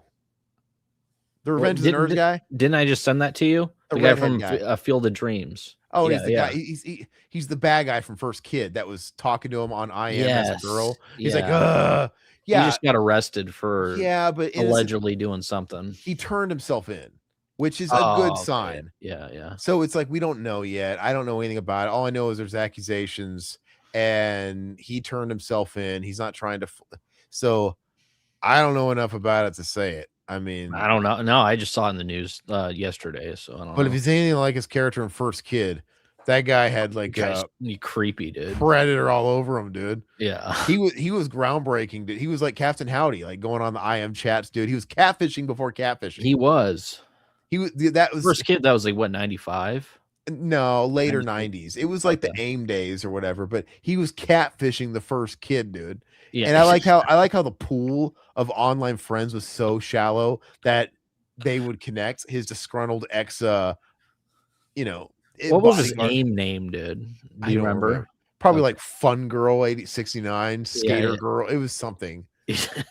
That's so creepy though. It's for like a Disney movie, dude. It is. It's kind of a creepy if they would have known the crimes that would get committed later based off that kind of thing, they would have never done that, because that's like a real Sinbad was there to take the bullet. That's right, dude. Sinbad should have showed him his boss and fucked him with that big anaconda. Jesus. Dario Argento. Here we go. Do I have Dario? Yeah. All right, guys. See, like I said, it's getting hard. I think Dario is one of the greatest of all time. He is. And now this is where it gets tough, because The Shining is, you could argue, is the greatest horror film of all time, but that's really Kubrick's only real horror movie. Argento's got quite a slew of fucking ace movies. Absolutely. This is where it gets hard. Okay, so maybe The Shining is the greatest of them all, maybe, but does Argento's stack of 10 out of 10s overtake the one movie? I'm gonna might. I'm gonna put Argento over. He's top right now. I think he might, dude. I mean, dude, from Suspiria to Deep Red to fucking Phenomena to Opera to Tenebrae. Yeah. The only guy that rivals him as far as streaks is Carpenter, which we'll get to him, because I mean he had a streak, and his candle diminished eventually, like everybody does, but. Gosh, the guy had a moment for sure. All right, so that's it. It's all me. Satan over Stanley. Come on, man. I'm telling you, dude, Stanley's got the one horror movie, and it might be the greatest of all time. But, dude, fucking The Streak, dude. Yuzna. Todd gets Yuzna. Yeah. Society's a great movie. Yeah, let me pull up his filmography. I know he's. And Don doesn't exist without Argento. Let's not forget. He's super, super important. And he's the greatest of the Italian guys. No contest for me. I mean, the Italian guys, like I said, they have their own unique style. And oh, yeah. Check it out, dude. He did The Dentist 2. That's right. Of course, he did Return of the Living Dead 3. He did Dentist 2, Beyond Reanimator. he's secretly a fucking Writer, stud. animator. He's Yeah. actually got some sleeper hits, dude. I mean, he's got Yeah. movies that are good. Rottweiler, I never saw Rottweiler. No. Like, I don't think Silent Night, Deadly Night 4 is Did he do that? Silent Night, Deadly Night 4. Was Oh, that that's the one that's hated. Silent Night, dude. Oh, with Bill Moseley? Yeah, Was yeah, that 3? yeah. I mean, oh, we did The Dentist 1 too? Did you do Dentist? Yeah, he did The Dentist 1 He and did 2. Dentist 1 and 2. Yeah. I mean, like, none of these are like the most inspirational movies of all time, but Society's a good movie. The Dentist 1 and 2 are both fun movies. He's a solid fucking weekend popcorn director, dude. Yeah, I agree, dude. He's fun. He's dude. like more than Mick Garris. You got to put him above Mick Garris, right? Oh, I'd put him up here, dude. Yeah, he's in a I can dig it. Dig it, yeah. So I mean, those are fun popcorn movies, dude.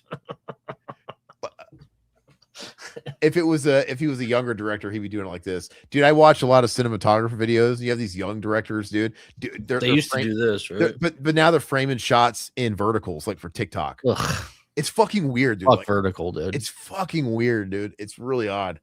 But we're getting nitty gritty here. We're becoming extinct. There you go.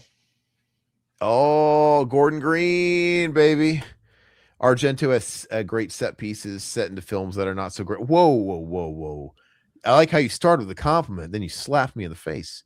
I think his films are great, dude. Like, you know, his earlier, like his animal movies, those earlier giallos, they're not. He had this like middle tier of films that were just you couldn't fuck with. Hold on, I'm nice autograph. I have a Usna poster of Society signed by him. That's awesome. Yeah, that's awesome. Yeah, dude. Absolutely, he wrote the lead song titles of my poster. All right, so where are we at now? Is that Twiggy Ramirez from Marilyn Manson? Who we looking David at? Gordon Green. Oh, look, Twiggy Ramirez, dude. That's like, is that his high school photo? What Twiggy, is that? Dude. I don't know. David Gordon Green. Who's this? The chat? Who's this? Who's David Gordon Green? No, it's the chat. Yeah, it's the chat because I had Usna. Look, we just have the Halloween trilogy to go off of with him because the rest of his stuff is like comedy. So where are you guys putting David Gordon Green, the Halloween trilogy? David, and David ruined The Exorcist. Fuck him, trash. Oh, that's yeah, right. He did. Dude, it's really bad. That Exorcist movie. Because I wouldn't have been so hard on him because it's how H4O, it's like not unwatchable. Like there's like good things about the movie, right? It's not like Tobe. And I like Halloween Kills the best of the three. The third movie, you could even say, like I said, it might be trash, but even there's like ideas there that are almost salvageable. Is he better than M. Night? Yeah, I hate M. Night, but this is a chat. Okay, I'm sorry. Sorry, chat. But yeah, dude, fucking bottoms hit The Exorcist. Yeah, but he really did The Exorcist dirty. He literally pulled the James Cameron Exorcists with an S and did 2 of them, dude. That's ridiculous. It's so stupid, dude. Terrible. David Rotgut. Wow, people are going for his throat. All right, put him at the bottom. Salva or what? Then the molester, dude. Come on, put him above Savini, dude. Okay, is he better than Savini?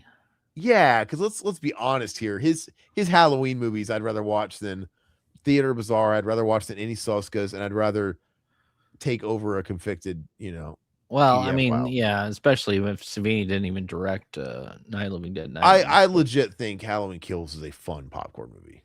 People can, fight me on that. Nah, I'm not. I think it's shit, but that's just me. Yeah, whatever. Evil dies tonight for you, motherfucker.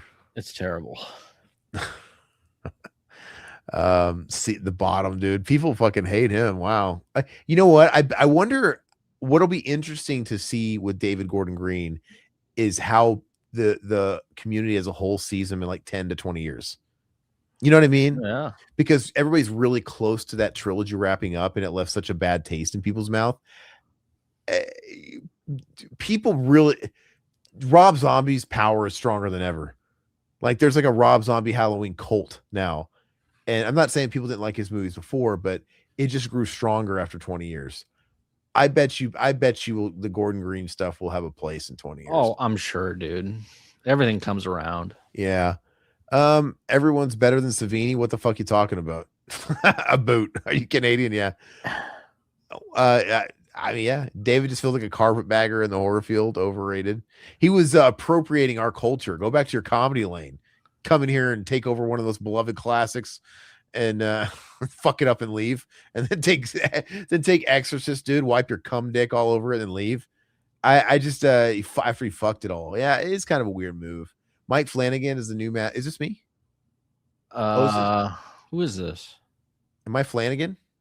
Yeah, you're Flanagan. Oh. Doctor Sleep, Midnight Mass. Yeah. Well, Midnight Mass is Haunting of Hill House. These are shows. The Life of Chuck. These are shows. Yeah, so basically Doctor Sleep. Oh, he did Oculus. Oculus Before I Wake. Oculus was a solid movie. Doctor Sleep was a solid movie. I mean, that's really all I'm going to go off of. His shows are solid too.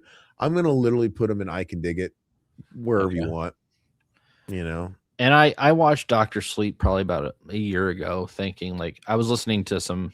It's a solid movie. People saying like it's one of their favorites. I'm like I watched it. I was like, it didn't do it for me, dude. It's fine. It's fine, but it's just nothing that really stuck with me. All right, Todd. Here we go. Here we go. God, Uwe's still on the board, dude. Oh, you get William Lustig, dude. Oh, Lustig, dude. I mean, Maniac alone is up there, dude. Fair enough. He did Gerald's Game, which is a solid adaptation. That is a good adaptation. And you're right. He is a Stephen King horror adaptations guy at this point. But I still think, I think he's in a good place. Solid. So go ahead. William Lustig. We can't see the board. So Lustig, of course, he runs Blue Underground, but he did Maniac Cop, which I wasn't a fan of the first Maniac Cop. I thought it was shitty. He did Maniac Cop 2, 3. He did Maniac, and then he did Vigilante, which I love Vigilante as well, just as much as Maniac. I think they're both great films. He did Aaron's favorite, Uncle Sam. I know that. For William Lustig, I think he's an interesting dude, man. He's fun to listen to. I've listened to a lot of his commentaries and such. And of course, he was like really big in like the scene with 42nd Street, New York, that sort of thing. And I would put him at a Almost Flawless. I think he's a great director. He has some great films. For Maniac and Vigilante alone, I think I love him. God, I can put him. Yeah, I'll put him up top here. That's funny, Alpha. Yeah, I was thinking the same thing. Flanagan's the new Mick Garris with less hair. He's having more of a mainstream moment than Mick Garris, that's for sure. But yeah, he is kind of a Mick Garris has wizard hair, dude. We're still talking about Mick Garris, dude. Looks like Melissa Etheridge, dude. Brandon Cronenberg. You guys get Brandon Cronenberg. See, I've only ever seen the one movie, and he's the hot new director. I think he's doing a lot better than his father is right now with his filmmaking. Where's the chat putting Brandon? Go to we can't see it. So Brandon Cronenberg is so of course he's Possessor, Infinity Pool, Antiviral. Is he the skinny Andy Dick looking guy in the middle, dude? Looks like he's stoned with the white hair, bald. This dude, yeah, Andy Dick. Oh, I was talking about the guy. Dude. I was talking about that. Okay. What guy are we talking about? I was talking about the guy next to the fat guy. That guy. This guy? Who was that, dude? We'll get to it, dude. Brandon Cronenberg. What do you guys think of him? I think he's doing great things. Like, if you ask me now, do I think him or Ty West are better directors? I think Brandon is actually better than Ty West as of now. Like, I'd rather watch his films. I'd rather watch his films than David Cronenberg's films. I wouldn't put him at top G, but I think he's doing some good things. So either I Can Dig It or Flawless. But this is chat, isn't it? Alf, it's okay. Chat. Alf says I Can Dig It. I mean, some people say they love him, but that's not where would you put him, Noah? I read that as Banana Cronenberg. Where would you put Banana Cronenberg on the list? You love him? Banana. We got an I Can Dig It. He's doing some good shit, but we'll put it and I Can Dig It until we get something else. At least got to put him ahead of Mick Garris, right? I mean, they want Mick Garris needs to be down in the rot gut, dude. Rot gut reject. Well, he put him in B tier, so I think that means you have to move him up in the I Can Dig It ranks. Yeah, somewhere, because we got to average it out. All right. There you go. I didn't even remember who this guy was. What's that? I don't even remember who this guy was. Oh, who is that? I don't know. I don't remember, dude. I mean, we've done so many of these damn things. Looks like fucking Teddy Roosevelt. No, he looks like FDR, dude. No, he looks like not FDR. Who's the one with polio, dude? I don't fucking remember. I think that's FDR, isn't it? I don't know. Who knows? Yeah, that's FDR. I like how James Wan looks like Chow from fucking Hangover, dude. This little Asian guy. Like, don't you just want to shove him in a trunk, dude? Here you go, Charles Band. I got banned. Yeah. Oh gosh. All right. So Charles Band, he was responsible production wise from some good films in his heyday, but he didn't direct them. Reanimator was Stuart Gordon. I'm not giving him that W. No, hell no. I think I'm not a puppet master guy. I think Charles Band as an actual director is bottom of the barrel. He's shit, dude. He is shit. He knows how to make his margins. He's all about indie film, turning and burning, and just pumping out just dribble. You don't like Evil Bong 420, dude? You don't like Ginger Dead Man? I don't even know if he directed all. Evil Bong 3, dude. If he really even directed most of those movies, you know, but even as the movies that he's actually directed himself, Trancers he directed. That was probably his biggest one. Trancers is big, you know. But I say put him behind Victor Salva. I'm just kidding. Put him above Victor Salva. Put him above, put him above in between Savini's Naked Body and the Soskas. He's going in honk with that fucking look. He is. He's ready for those Savini cheeks, dude. Oh, he's grabbing. Okay, I was thinking the Soskas. Yeah, he's going for Savini's apple bottom, dude. He does squats, dude. Oh, all right. So it's Todd now. Charles Band is a legend of his own realm, fantasy realm. He is. He loves he's a nice guy, but yeah. Oh, but dude, if this was like 200 years ago, he'd be selling you fucking tonic. He'd be selling snake oil, dude. He sold it to Aaron, dude. He bought it hook, line, and sinker, dude. He'd be selling you fucking medicine to make your hair grow back, dude. And the fucking like what was that deal that he gave you at the convention? He's like, it was a stupid $20. I'll give you 4 Blu-rays and I'll sign you up for my God. It was like streaming service or something. It was like maybe $20 if that. And yeah, I think you got 4 or 5 Blu-rays and off the table, and you got a free year of the Full Moon streaming service. And I was blinded by the bargain, but I'm like, I'll never watch any of these. He's like, you can cancel whenever you want to. Yeah. And I did.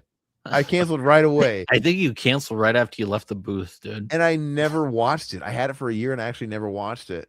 But I mean, like, you can't give those Blu-rays away, probably. I mean, no, he is the only guy. Like I said, we used to talk about this. You go on eBay, his Blu-rays are devalued with his signature. They're devalued. So you would get him and he'd open up the shrink wrap and sign it and give you, like, well, you just sold me a used Blu-ray. Technically, you opened it. And he signed it. And I have them. I've got Trancers. I've got Castle Freak. I've got a couple more, man. I don't know. I love that story. Marcus Nisbell. So he did, his big thing was he did Friday the 13th, the remake, and he also did the Texas Chainsaw Massacre remake, which going back and rewatching Texas Chainsaw Massacre remake, I liked it when it first came out. I thought it was great, man. It's a lot of fun, solid. He really hasn't done shit since, but for what he did, I mean, he's directed some other things here and there, but nothing to really talk about. I would put him in a mid, or I can dig it. I think he was solid. Oh, for what he did. Rob Zombie's fucking brother, dude. That's what he looks like. He does look like that. I can't wait till we get to Al Jardine, dude. Who's that fucking director? Second to last. It was like Al Jardine from the Beach Boys. It's just like all these guys I don't know look like other people. Frank Darabont, is that the chat? Frank Darabont is the chat. Yeah. Look, once again, we're just talking about horror movies. So, I mean, I'll leave it on you guys if you guys want to count the first 2 seasons of Walking Dead. I haven't been counting TV, but he pretty much did The Mist. Did he do any other horror? Yep. No. I think The Mist. The Green Mile is not really. No, it's not a horror movie. The Mist, I think, is I love The Mist. I think it's one of the better Stephen King adaptations. He clearly proved himself to be a good adapter of Stephen King's material. in general, but you know, with the Shawshank and Green Mile and all that stuff. But I think The Mist is a lot of fun. Yeah, Noah says Durabont's a legend, but we're just ranking him off The Mist. Yeah. And even if you hate Walking Dead, ranking him off The Mist, where does he go? Yep. So Noah, we can't count Shawshank. No, You're getting blinded. By his good shit. Yeah, you can't. Horror movies. He only did The Mist. So The Mist. He kind of looks like this guy, Victor Salva. Dude, that's my boy, dude. High dig it, John says. Wow. I mean, give him a high dig. I think The Mist is great, dude. I think The Mist is at least an 8 out of 10. I love that movie. I don't know if it's that good. Maybe I think it's super. I think Thomas Jane is maybe great. A 7 out of 10. I wouldn't put it an 8 out of 10. That's kind of high. It's got Laurie's dog face from Walking Dead. You got Dale in there, dude. You got you got Carol in there. It's got all the Walking Dead alumni that we're gonna get cast later. Before Walking Dead, though. Oh, I got my favorite. I got Uwe Boll. Oh, you did. Okay. I mean, I don't have much of a history besides hating the movies I've seen with him. I think Uwe Boll sucks. I haven't seen all of his movies. It's fucking awful, dude. Apparently, we got to watch Postal, right? Is that the one we have to watch? I don't need to watch any of them. What's the one that's good? There's another one. Maybe I'm thinking of I can't think of the name, but everybody always recommends it. But from what I've seen at Uwe Boll, I guess we're talking about horror, so all we can go off is House of the Dead, right? Let me pull up his filmography. I think it's just in Alone in the Dark. He did Alone in the Dark, so I guess that counts. Oh wow, he did Seed. Okay. Uwe Boll challenges haters to boxing matches in the ring. It makes me like him as a person. He's funny. He's like an Axl Rose type, but he doesn't have the talent of Axl Rose. He did an obscure movie called Buried Alive, apparently, TV movie. Never seen Seed. I feel like I got to watch Seed now. Well, anyway, we're just going. It doesn't matter. We can look up his movies all we want. He's shit. And we don't have to waste time on this. He did Alone in the Dark. He did House of the Dead. They're bad movies. Very, very bad movies. I'm going to put him below the pedophile. No, I'm just kidding. Oh God, put him above the Soskas. Put him above the Soskas. No, put him above Charles Band. He did this movie with Jason Statham. It's not a horror movie called Return of the King, dude. I think it's called. Okay. It was Ray Liotta as the king in like Middle Earth. Ray Liotta. He did Rampage, dude. Remember Rampage? Rampage is the one that people say to see, I think. But Blood Rain, The Third Reich. Oh, that's terrible. These aren't horror movies, though. He was like the bastard. He was the poor man's Paul W.S. Anderson. He was also doing video game adaptations, but like straight to video, where Paul W.S. Anderson was getting theatrical. But he did that movie is it called Return of the King, or it's called In the Name of the King? And it was a Statham movie. In the Name of the King, the two dude. Worlds. Yeah. And I'm telling you, it's like Middle Earth. And I remember in the first scene, Jason Statham is like in the fucking Middle Earth. It looks like an episode of Wishbone. It looks so shitty. And he's fighting these like guys in these rat costumes. It looks like the Power Rangers. It's like, what is it? And then the king is played by Ray Liotta, and he's got his fucking Goodfellas New Yorkish accent, and he's a king. It's a mind fuck. But who got Henenlotter? I did. Oh, so Basket Case, you have Basket Case 2, 3, you have Frankenhooker, you have Brain Damage. Great entertaining films. Not groundbreaking by any means, but they're fun films. Basket Case is amazing. Brain Damage is really fucking good too. Yeah. I don't think Frankenhooker's that great. I enjoy it. But he's great. But yeah, let me try to find the picture of him real quick. Is that Al Jardine, dude? The second to last guy? Let me see this guy, this Henenlotter right here. Oh, the fat guy. Okay. Yeah. Diplomatic immunity. So Henenlotter, I can't even remember who this guy was anymore. With thick socks, Gordon. That's what he looks like, dude. Bye, Charlie. Bye, Charlie. Yeah, it does look like Mighty Ducks. No, I'm gonna throw him above the Changeling guy. No, I think look, yeah, Frank's Top G, Nearly Flawless, Basket Case trilogies is terrific as well as Brain. You know what? I'm gonna put him. Frankenhooker. I didn't even notice that. What's his face was right here. Dude, I think I'm gonna put him up here and Almost Flawless. he's high because I think Yeah. Basket Case is one of the really great cult movies. He has some bangers. All right, chat. God, dude, we're left with you guys gonna get Carpenter? I want Carpenter. I got dibs on Carpenter. Come on, Adam Green. You guys can have Hatchet, dude. You guys can have this guy. Adam Green. More like Hackett. He had one good film. I did like Frozen. I thought that was a good film. I didn't watch that one. Adam Green. Chat. Seriously, who is Al Jardine down there? Okay. Yeah, where do you guys put Adam Green? Are you talking about Sean S. Cunningham? Is that him? Okay. Yeah, that's him, dude. Okay, he looks like Al Jardine from the Beach Boys. Yeah. I feel like Adam Green's kind of like an Eli Roth light as far as career. He's worse than Eli Roth, dude. Yeah. Oh, I said light. Yeah. Frozen's good. Well, where do you guys put him? Okay, now as a new rule, if nobody gives us a rating, you automatically you're better, you're worse than the pedo. Because at least Salva got a rating, dude. I never saw no Adam Green. Come on, somebody not know how, not no way. Green. Nobody saw Hatchet. His podcast is good, dude. Yeah, okay. Well, I like Eli Roth's podcast too. That's not what we're talking about. We'll do a podcast tier list later. Satan digs it, so I'll throw it in there. Put him at the bottom. He seems like a likable guy. Yeah. But he's once again, he's part of this generation of the Eli Roths that are just like, oh, I grew up with Friday 13th. I want to make my fucking big hulking axe wielding guy, you know? Yeah. Oh, I get Fred Walton, dude. Dude. God, dude, come on, give me Carpenter. Who is Fred Walton? I have to ask because I don't know who Fred Walton is. When a Stranger Calls, he did both of those. Never seen him. Go ahead and go back. Go to the list. I can't see anything, dude. Hold on. Let me pull up his John Boy, dude. Was John Boy like his brother, dude? The Waltons. April Fool's Day. Oh, I've seen April Fool's Day. Trapped. I mean, he doesn't have a whole lot. Yeah. Okay, so I'm guessing I'm gonna go off April Fool's Day. I don't know why you put him on this list. Yeah, I want to Stranger Calls. Well, go back to the wheel, and I'll just fucking put this out of my misery. All right. I feel like Fred Walton, Sam Walton. We're just gonna go to guy, dude, friend. What do you think about April Fool's Day?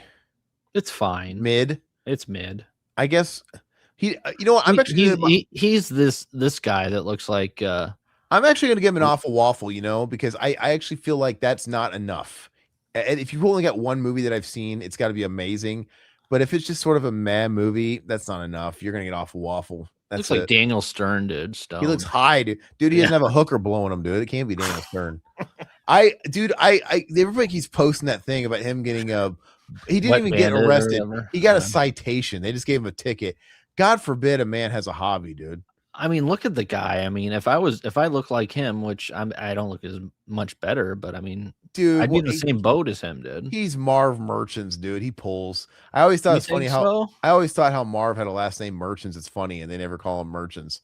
But you think he picks up women saying all he's the wet bandit or the sticky bandit, dude? Which one do you think he goes? Well, pre-cum comes first. So first he's a wet bandit, then you become the sticky bandit, dude. Okay, so he says he's the wet bandit. Okay, I'm the famous wet bandit. Then he becomes the sleepy bandit, dude. Then he becomes the sleepy bandit and passes out. Yeah. The sleepy bandit. Oh God. Well, it's a good thing he's not the fucking grape bandit. Dude. I would love to talk to Daniel Stern, dude. If we can ever get him on the show, dude. I doubt he's doing press it right this moment now. No, but we'll let this blow over, just like Tara Reid. We'll let it blow over, and then because I'm still waiting on the Tara Reid interview. But, I think if we get Tara Reid on, we gotta make her blow into a breathalyzer, dude. Yeah. I'll blow into a breathalyzer. The fact that she was guzzling bottles of wine or whatever, and saying that she got root feed allegedly. Oh, then the stinky bandit. He goes for the ass, dude. He goes for the old backdoor bandit, dude. You know it, dude. Oh, that's why he's getting prostitutes, because they have to say yes to that. There you go. Oh, maybe he needs to go to next to Savini then, dude. But they'd get along. But they'd be high-fiving like those dudes in a hostel, dude. Or they're tagging the chicks, high-fiving, dude. Bushwhack comes before Home Alone. You guys know your time aligned. Bushwhacked. Remember Bushwhacked? Let's Winnie the Pooh. Yeah.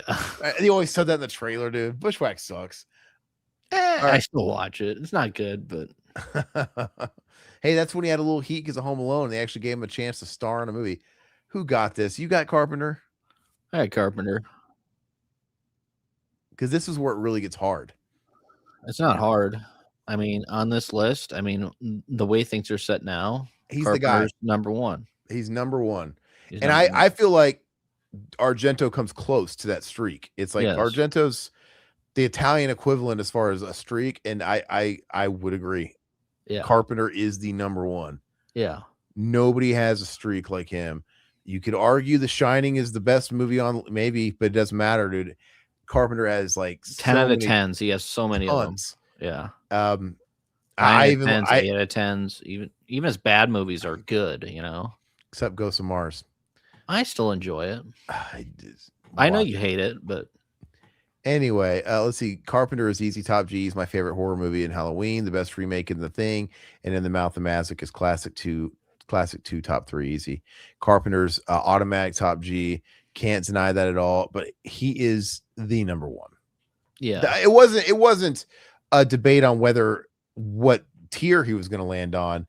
I just wanted him to have the absolute top spot because I think he deserves it for consistency. This is where it comes into play. Like maybe Dawn of the Dead is Todd's favorite movie of all time, but even he can't deny it. You can't deny like Carpenter's streak of just absolute fucking stone cold classics. Yeah. It has weight. But okay, so chat, we got these two guys left, Al Jardine and people call Romero one of the godfathers of horror. Carpenter is the godfather of horror, in my opinion. Well, Romero predates him, but you know. But I mean, he has so many bangers, dude. Juan Picker Simon. Juan Picker Simon. You picked this. Juan Picker Simon. What did he do again? You were the one who sent this to me. What did he do again? Oh, I'm forgetting what he did. Go look it up. Jesus, what the fuck? Why did you tell me to put him on the list if you didn't even know what the fuck he did? I forgot. Dude, my brain is fucking marshmallows. Everybody's like question marks. Yeah. Let me see what he did. All right, hold on. I forgot. I can't see, dude. Let me see. I know. I'm pulling it up, dude. We want to see. Don't hide it from us, dude. Hide what from you? I want to see the big reveal of what I could. Oh yeah, he did Pieces, and he did Slugs. Yeah, Pieces. Yeah, I thought he needed to be on here because of Pieces. But I actually don't love Pieces. So is this mine or is this Chats? It's Chats. I'm gonna have Sean Cunningham. Let me. Okay, wow, so he did Pieces. He did Slugs. He did. I'm actually surprised that. I'm surprised everybody's like they don't know it, but everybody knows Pieces.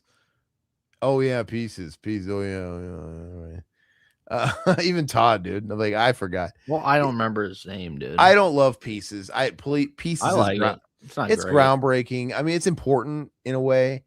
I know it's Eli Roth's favorite movie. Without Pieces, really? Yeah, yes. Eli Roth said Pieces is his favorite movie. He said it numerous times. Okay, where do you put Pieces on here and Slugs? I've never seen Slugs, but I think Pieces is not my. This is the chat. Pieces is not my type of movie, but I respect it. But look, they're saying Pieces is awesome. But so Mutineer, maybe his fate is in your hands. Satan really likes Slugs. Where do you guys put him as a director with considering the films that you guys mentioned that you like? No, Ross' favorite movie is Mother's Day. Dude, I think Ross' fucking favorite movie changes depending on who it's Cannibal Holocaust, wasn't it? Every week. I've heard him say Pieces is his favorite movie on like 2 or 3 separate podcasts. You know, we say this shit all the time too, though. I mean, you can't really blame the guy. But I know he said it on Joe Bob too. Oh, he did? Said it on he said it on Joe Bob. But I think he said it on Chris Jericho's podcast too. All I know is I've heard him say it more than once, and I'm going to Pieces. Mother's Day. That's his favorite movie. Mother's Day is okay. It's okay. It was the trauma film. Yeah, it's okay. God, Eli Roth, I'm starting to understand why you're fucking mentally incapable. Dig it. All right. Okay. Grand All right. finale. Here we go. Who's it going to be? Sean S. Cunningham. All right. So obviously, Friday the 13th. Friday the 13th, yeah. What else? Is there anything I'm missing? What else has he done? I think he's done He other. did Sean S. Cunningham. He's done quite a bit, I thought.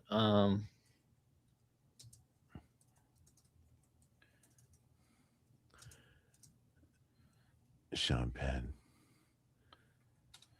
All right. Sean S. Cunningham. Jason X. Oh no, that's producer. Yeah, let's go to filter director. Director. God, yeah, I hate his IMDb. It's okay. Oops, I'm sorry. Friday the 13th. Spring Break. Okay, Friday 13th. He did. Okay,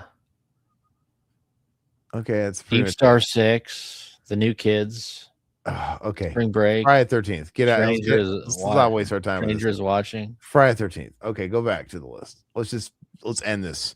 Overall, Sean is awful. I think I have to fucking agree. So he's got one movie that really he isn't a You talented. put him in an awful, dude. He used to shoot porn before Last House. Yeah, that's perfect, dude.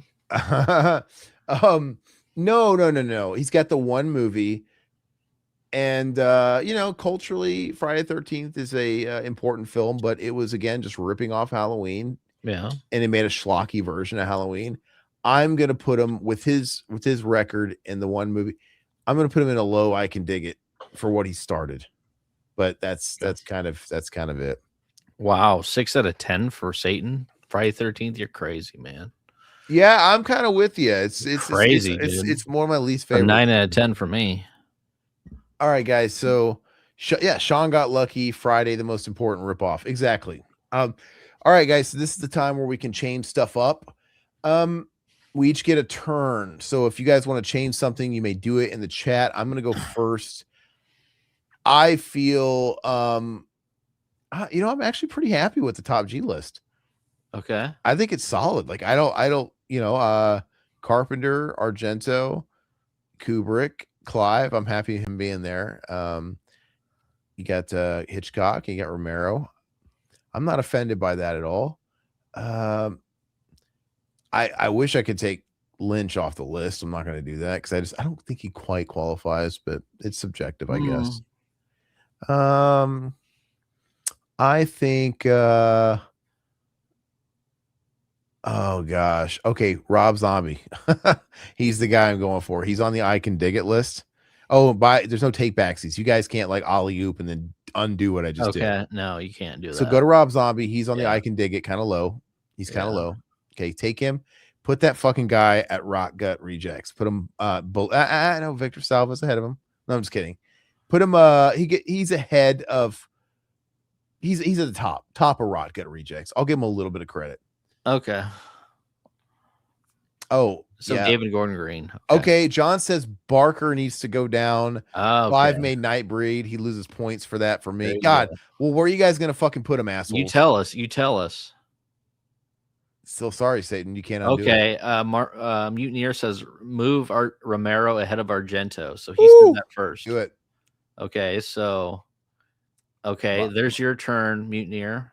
All right. So hey, Hellraiser is great, but one film is not enough for a top G. Okay. It was enough for Kubrick. Okay. So then you got to move Kubrick then, right? Well, whatever they want to do. So no. If one movie's not good enough for top G, then you have to take Kubrick off too. So make your play, as Bobby from Ernest would say. Mm-hmm. Nightbreed is a mess, Alpha. I'm not denying that.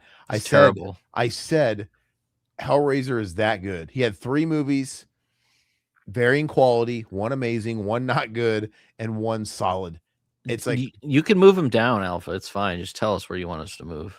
Both the theatrical cut and the director's cut are kind of ass of Nightbreed. Other than Cronenberg in it, yeah. Well, you guys got to tell us where we're moving stuff. Wow, Noah likes Nightbreed. Wow, okay. I never met one of you guys. Are you one of the Nightbreed? Only a Nightbreeder would say that. That's right. David Lynch is top G. Okay, so where does he go top G, Satan? I just put him in top G. Yeah, where would you put him? Who's top G but at the bottom? Alpha, who are you talking about? Lynch Lynch or Barker? One of the two. Oh, okay. uh behind Hooper. Okay. Alpha, who were you referring to? Top G but at the bottom. Clive. Okay. That's not that bad. He's still in top G. He's behind David Carroll Lynch or whoever the fuck that is. Who's that guy? I can't John Carroll Lynch. I meant John Carroll Lynch. We don't even know. We're behind some guy. We don't know his name. The shame. Just as long as Salva's in the bottom. Oh, that might be. And if Eggers is top G, so is Ari. I agree. You only get one pick. You only get one pick, Alpha. But I agree. I feel like Ari made the best movie out of all of them. Out of where's him and he Eggers. at? I think he's probably a tier down. Okay. Yeah, no, exactly. You know, John was saying, "Oh, wait, we can't keep Clive on top G because he's only got one good movie." Kubrick only had the one movie, so it's like that theory is flawed. I just think, dude, like, I'm not even gonna keep saying it. It's amazing. Look, if you guys don't get it, I haven't even picked mine yet. Oh, what's yours, Todd? Let's see. You want to move Clive Barker back up to a respectable position in the top G. Oh, Durst, don't fuck around. You've never even seen his movie, dude. But you know what? I probably actually would have moved Durst up a little bit. No, don't fuck around. Come on. Okay, I won't fuck around. Let's see here. You don't have to move anything if you think it's good. No. I'm Victor. No. Okay, so I do like. D. Snyder's looking pretty lonely down there, dude. Nah, he can rot, dude. He should be in the rot rejects. But I do like the fact that Ari Aster. You talked about that. I do believe he should be in top G. So I will put him on the end. He really doesn't have the filmography. And as much as I love Hereditary, Midsummer's solid. Definitely not Hellraiser. That's kind of where it ended with horror, though, for him. He's kind of branching out into other stuff. But I wish he would go back to horror because, I mean, he's such a talented filmmaker, and he definitely deserves to be in the low tier top G category for especially this time. You know, who's the Hans looking guy again? Is that Lars? Who's the right here? No. Who's the Hans? Yeah, who's that again? The Hans looking guy? Oh God, Frank Henlotter. Oh, he also looks like John Lithgow, like a fatter John Lithgow. He does look like John Lithgow, dude. He looks like looks like Brian Usna took John Lithgow and fucking Hans from Mighty Ducks and meshed them together like Society did, and that's what we got. Wow, John, Shining's a 9 out of 10. I usually hear people, and that's so funny when people are odd when it doesn't get a 10 out of 10. No, that's respectful. You're crazy, John. It's only 9 out of 10. What? This is a fun. Okay, it's solid. We're closing the casino. Yes, it's over. John Carpenter is the greatest of all time. This is the final. This is the final right here. Clive Barker is amongst the elite. He's not high enough. I feel like it was ordered perfectly before. I am very surprised Alpha didn't move George up to number 1.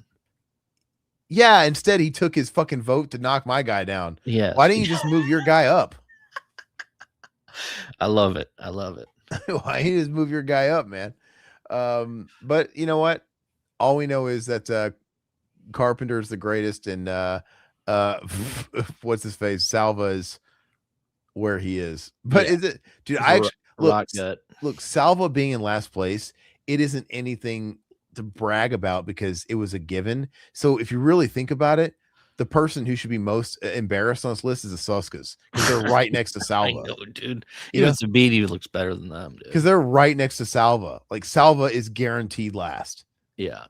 Like you would literally have to do what he did 10 times worse to be lower than Salva. So that's pretty much impossible to do. I don't know. Savini looks a little sus to me though. But I'm saying the Suskas being at where they're at, it might as well be last place. It is really too bad. Yeah, how come we didn't do Joe Dante? We missed Dante too, dude. Sorry, there's been like 60 guys. There'll be a part 2. How about that? We'll do a part 2. I have this saved. So Alpha says, I like Carpenter. I prefer Romero, but it's subjective. But Barker being so high was glaring. Well, fuck you too. I just no. I look, if we meet Clive before he passes on, I'm gonna dime you all out. I'm like, hey, look, I was with you from the day one. Todd made fun of you having AIDS. Alpha said you were glaring. I would never make fun glaring of oversight. That's terrible, dude. I don't even know if he has, dude. I think we don't know. That's what he's got. I think he just got cancer and all kinds of stuff, dude. Yeah, that's terrible. That's kind of shitty. That's where your mind went. Well, that's what you always told me. So I never said that. You're thinking Buddy Sims, dude, in high school. Okay. That's an inside reference, guys. All right, guys, we're done. We're going down the toilet fast. Yeah. Romero's my number one too. Well, thank you guys for joining us. It was a good time, as always. And what do we got coming up? Tomorrow, it's not going to be live. We got Pizzo coming on the show. We're going to record a video with him. Yeah. That'll be going up I'm sure probably next week. Yeah. Friday, are we doing the commentary for Death Machine? So I have to watch that tomorrow. I have to try and get that in. It's on Tubi, or if it's on YouTube, the longer cut's on YouTube. But if you want to watch the shorter one, it's on. Which Tubi. one are we watching? I don't know. I'd rather watch just the shorter cut, but that's just me. Which one's the preferred cut? I don't know. How much short are we talking? 20 minutes. Yikes! I know. Yikes! So it's up to you. We'll talk about it. I might try and watch a little bit of it from bed. But yeah, so we're going to be doing that Friday. It's kind of like this hidden gem that we've never seen before. Next week, I'm not sure what we have going on just yet, but we will get there. I wouldn't consider it a hidden gem. I just have never seen it, and some people like it. So if you like the stream, guys, hopefully you guys remember to like it. And if you're watching after the fact, please like it. Please drop a comment. Check out all of our other content. If you're brand new here, we've been around a very long time. Got tons of commentaries, reviews, podcasts, anything and everything for you going back to the year of our Lord 2011. And if you want to support us any extra, we do have a Patreon and a YouTube membership, whichever ecosystem you prefer. Same perks. A couple bucks a month, you get access to our members only commentaries and other content. And what else am I missing? Anything? No, we'll be back on Friday. Yeah. Catch you later. Bye. Big thanks to the Revival House family. Your loyalty fuels our obsession with horror and lets us uncover the darkest, most twisted gems just for you. If you're not a member yet, consider joining the cult today. You'll get early access to videos, exclusive content, and behind-the-scenes scares you won't find anywhere else. Until next time, this is Revival House, your home for horror, and remember, we'll leave the house lights off for you.